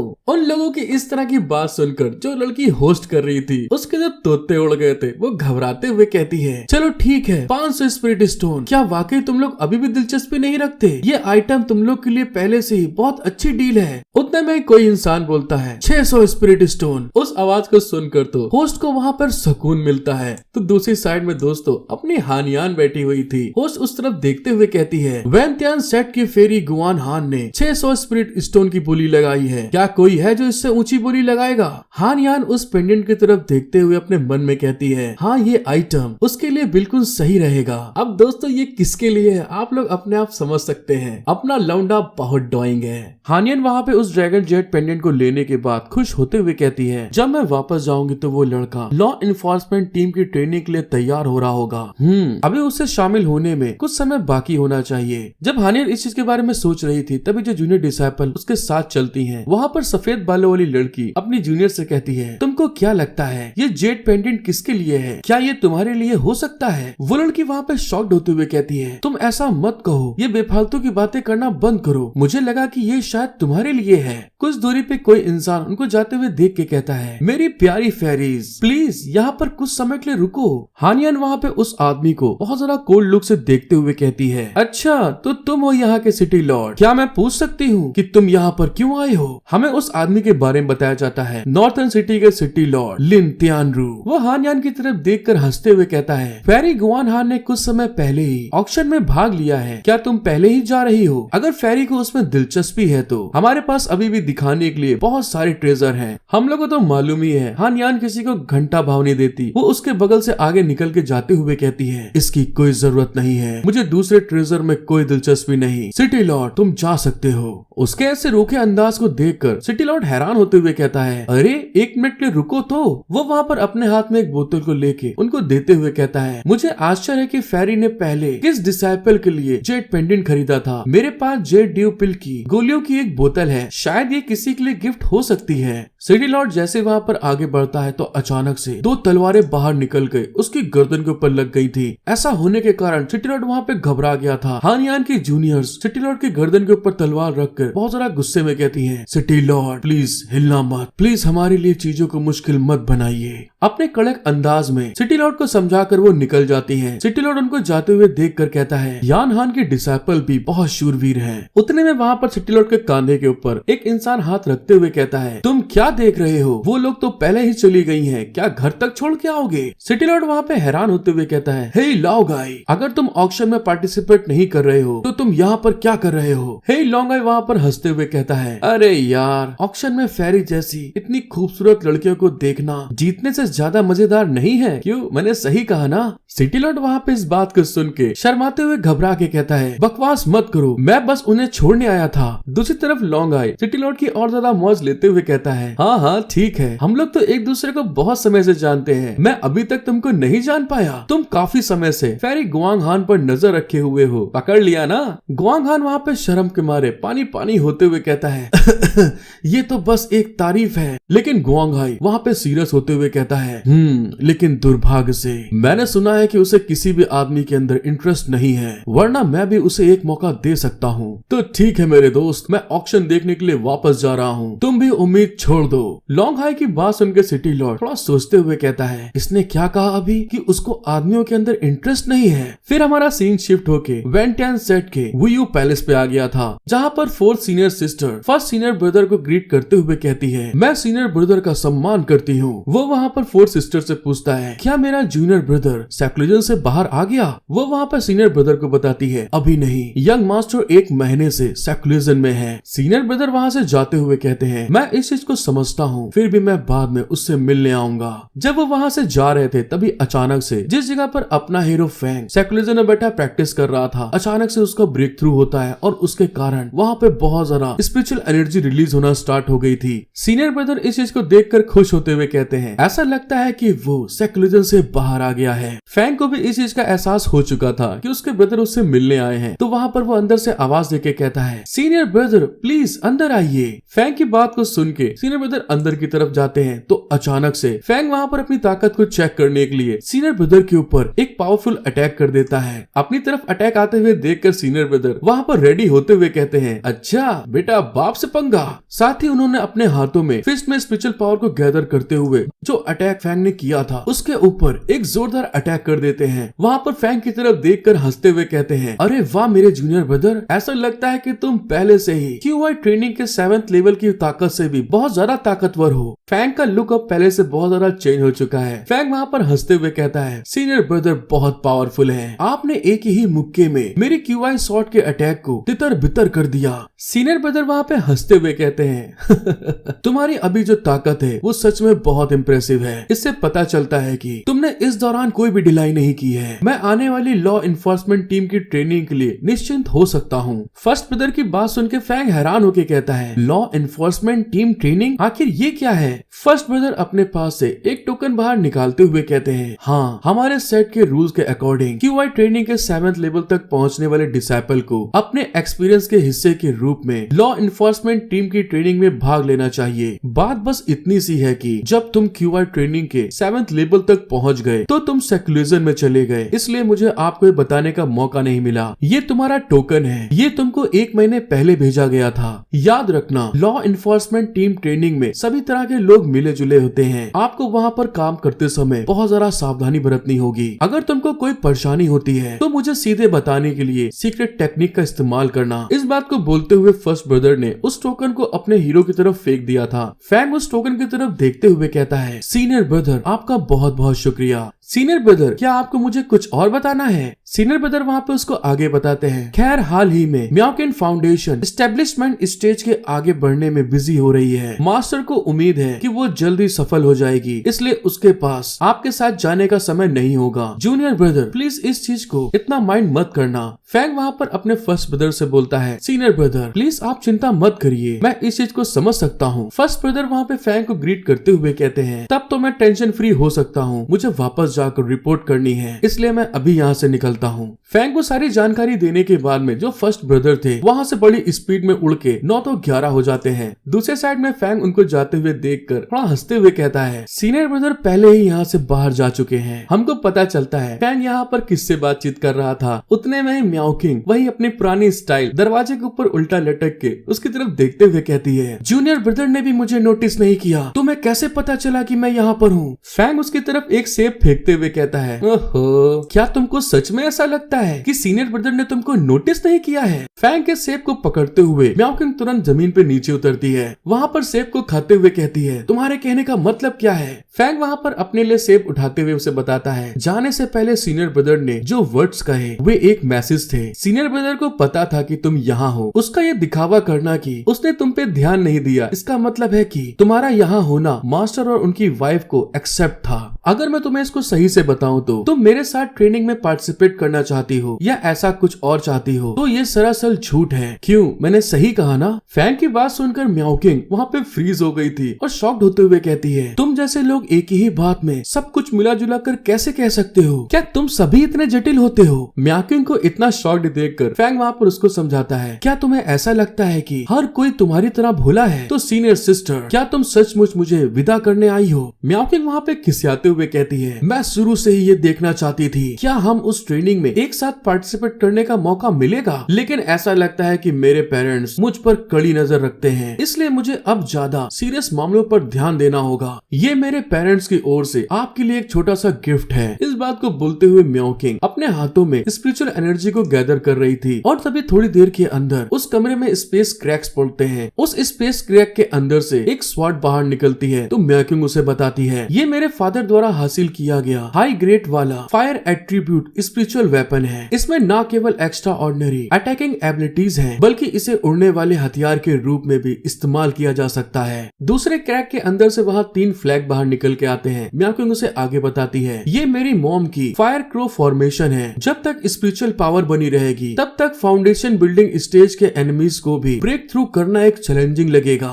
तीसरे क्रैक के अंदर से एक पोटली बाहर आती है। म्याओकिंग उसके बारे में बताएगी, नहीं बताएगी तो पैसा नहीं मिलेगा। ये आपके लिए सीनियर ब्रदर और सिस्टर द्वारा तैयार किया गया अलग अलग चीजों को इकट्ठा करके एक आइटम में डाला गया है। बोले तो इसमें सब कुछ है। जब भी आपको मौका मिले इसे पढ़ने के लिए समय निकालें। फैंग इतने ढेर आर्टिफैक्ट को देखकर वहाँ पे हैरान होते हुए कहता है, ये तो बहुत ज्यादा वैल्यूबल है। उन्होंने और क्या कहा मेरे लिए? म्याओकिंग बड़े एटीट्यूड में फैंग को आगे बताती है, मेरे पेरेंट्स ने कहा है सबसे पहले बाहर जाने के बाद परेशानी पैदा करने की कोशिश मत करना और अपना ख्याल रखो। फैंग भी वहाँ पर थोड़ा सा हैरान होते हुए कहता है, खैर और क्या कहा उन्होंने? म्याओकिंग उसको आगे बताती है, दूसरी बात, अगर तुम मुसीबत में पड़ जाओ तो बेहतर है कि तुम लड़ाई मत हारना। जितना ज्यादा निर्दयी बन सको उतना ज्यादा बनो, ताकि जो लोग तुम्हारे यूए पैलेस को अपमानित करने की हिम्मत करते हैं वे अपनी पूरी जिंदगी में हमें अपमानित करने की हिम्मत कभी ना कर सके।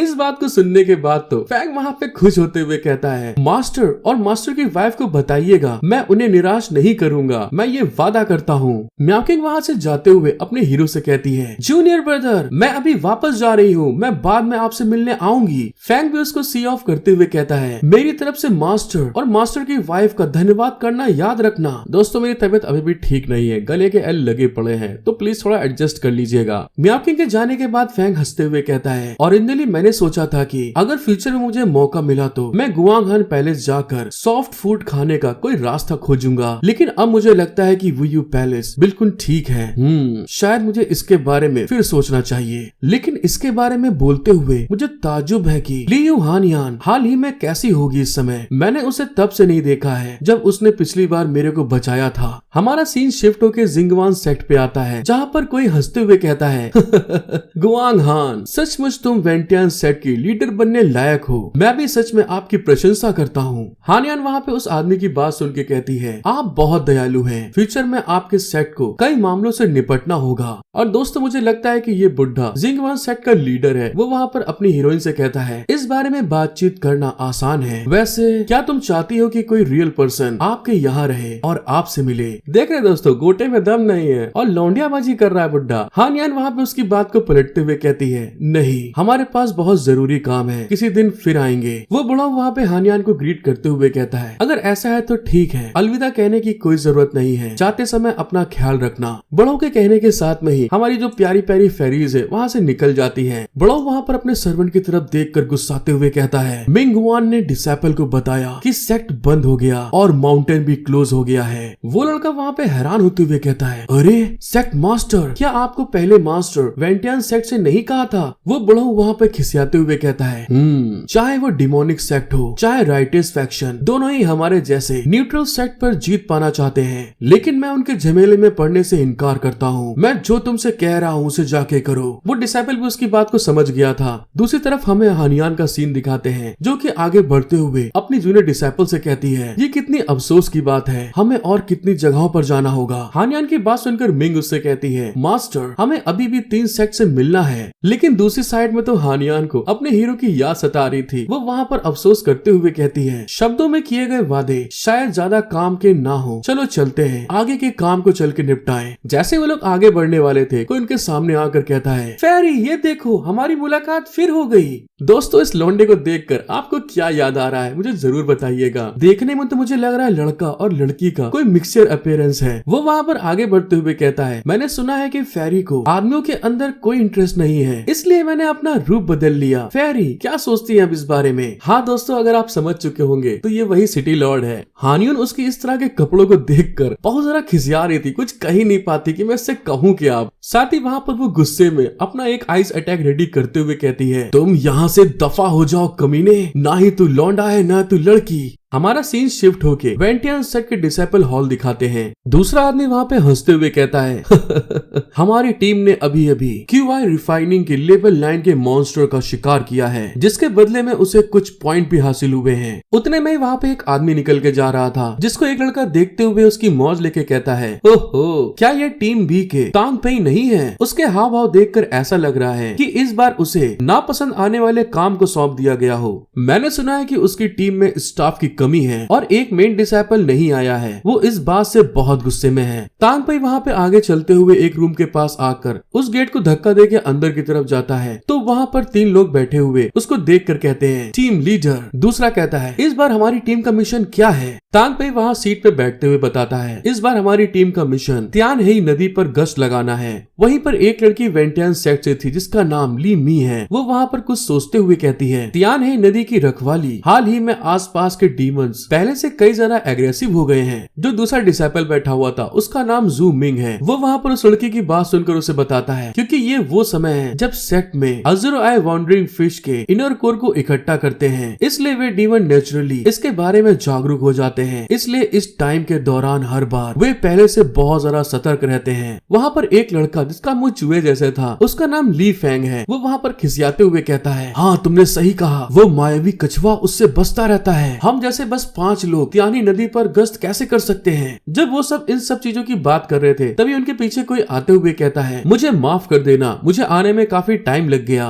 दोस्तों ये कोई और नहीं अपना हीरो फेंग था, जो अपने टोकन को दिखाते हुए कहता है, ये टीम ये हाई है। मैंने सही कहा ना? मैं जियाओ ये फेंग हूँ, लॉ एनफोर्समेंट टीम ट्रेनिंग के लिए पार्टिसिपेट करने आया हूँ। टीम लीडर वहाँ पे उसकी तरफ घूर के देखते हुए कहता है, तो तुम हो जियाओ ये फेंग, तुम 1 महीने देर आए हो, क्या तुम्हें मुझे इस बारे में सफाई देनी चाहिए? फेंग वहाँ पे उसको ग्रीट करते हुए बताता है, जब मुझे सम्मान मिला तब मैं QI कल्टीवेशन के 7 स्टेज से अभी अभी ब्रेक थ्रू हुआ था और अभी भी रिस्ट्रिक्ट में था, इसलिए इन सब में मुझे कुछ समय लग गया और आने में देर हो गई। जिसका मुंह चूहे जैसा था वो लौंडा वहाँ पे उसकी मौज लेते हुए कहता है, ओहो तो तुम अपनी बातों में कुछ ग्लैमर जोड़ने की कोशिश कर रहे हो। तुम अभी भी सिर्फ QI कंडेंसेशन स्टेज पे हो, फाउंडेशन एस्टेब्लिशमेंट में नहीं। इस स्टेज पर कौन पूरे 1 महीने के लिए सेक्युलरिज्म में जाता है? अगर तुम डरते हो तो इसे एक्सेप्ट करो। क्या तुम दूसरों को बेवकूफ समझते हो? ऐसा लगता है कि तुम व्यू पैलेस वाले सच में बहुत महंगे कछुए को पाल रहे हैं। उसने जैसे इस बारे में बोला था, तभी फेंग अपना हाथ उठाकर उसके गाल के ऊपर एक खूब कस के तमाचा धर दिया था। फेंग के एक तमाचे के कारण जो चूहे के मुंह वाला लौंडा था वो उड़ता हुआ पीछे जाकर धड़ाम से लड़ता है। फेंग यहाँ पर रुकता नहीं, वो फिर आगे बढ़कर उसके ऊपर एक जोर से घूंसा मारने के लिए बढ़ रहा था। वो लौंडा वहाँ पर उसको ऐसा करते हुए देख के घबरा के कहता है, अरे ये तुम क्या कर रहे हो? जब टीम के दूसरे मेंबर भी अचानक से फेंग को इस तरह से अटैक करते हुए देखते हैं, तो वो भी वहाँ पर घबरा गए थे। अचानक से फेंग का घूंसा उस लौंडे के चेहरे के पास जाकर रुक गया था और हमको पता चलता है जो उनका टीम लीडर था फेंग के हाथ को पकड़ के वहाँ पे रोकते हुए कहता है, जियाओ ये फेंग, साथ ही डिसाइपल को नुकसान पहुँचाना, क्या तुमको सेट के रूल्स के बारे में बिल्कुल भी डर नहीं लगता? फेंग बहुत ज्यादा गुस्से में कहता है, अच्छा अब तुम मुझे समझा रहे हो, तो तुम्हें सेट के नियमों के बारे में पता है? क्या तुम बहरे थे जब उसने अभी अभी मेरे सेट का अपमान किया था? वो लड़की उन सबको समझाते हुए कहती है, अच्छा ठीक है, अब तुम लोग शांत हो जाओ, अब से हम सब शांत रहेंगे। हम सभी एक सेट से हैं, इसलिए हमें एक दूसरे को को नुकसान पहुंचाने की जरूरत नहीं है। फैंग भी वहाँ पर शांत होते हुए कहता है, तुम्हारी ये बात समझ में आती है सीनियर सिस्टर ली, मैं बात करने में बहुत अच्छा नहीं हूँ। अगर अगली बार मैं आपको नाराज करूँ तो प्लीज बुरा मत मानना। वो आदमी भी अपने आप को संभालते हुए कहता है, मैं इस बारे में याद रखूंगा।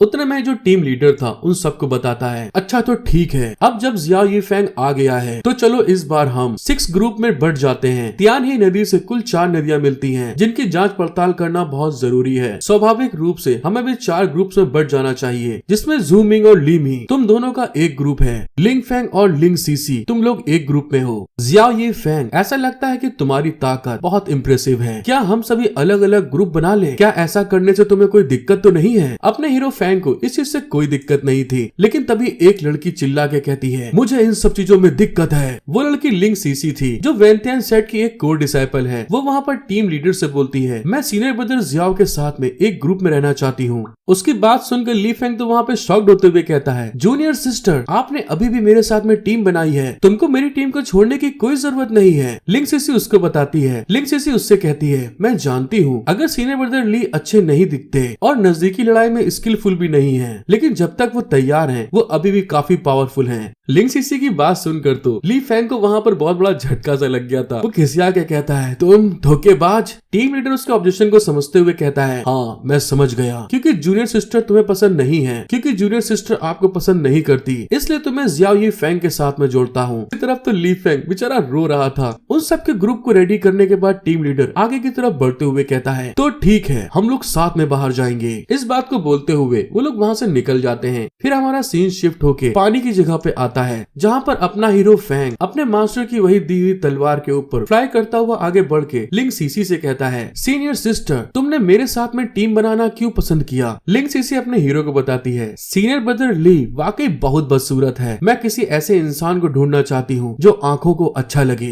उसकी बात को सुनकर फैंग स्माइल करते हुए मन में सोचता है, जूनियर सिस्टर का मुंह तो ऐसा लग रहा है जैसे शहद से ढका हुआ है, वो सच में कितने अच्छे से बेइज्जती करती है। सीसी वहाँ अपने हीरो से कहती है, हालांकि मैंने सुना है हाल ही के सालों में ट्रू डिसाइपल में टैलेंट की पहले से कमी आई है, तुम सबसे एबनॉर्मल डिसाइपल हो, और हाँ मुझे आशा है कि तुम मेरी बातों से नाराज नहीं होगे। लेकिन सीसी की बात सुनकर अपना हीरो मन ही मन गुस्साते हुए कहता है, इतने लंबे समय तक बिना पीटे जीने के बाद ऐसा लगता है कि ये लड़की काफी एक्स्ट्राऑर्डिनरी है। दोस्तों आगे की जर्नी बहुत ज्यादा मस्त और एडवेंचर से भरी हुई है। आपको वीडियो पसंद आई है तो प्लीज मेरा सपोर्ट करे। 50K पहुंचाने के लिए ज्यादा लाइक करे, कमेंट करे और सब्सक्राइब नहीं किया है तो सब्सक्राइब जरूर कर ले। Thank you for watching my video. Love you all.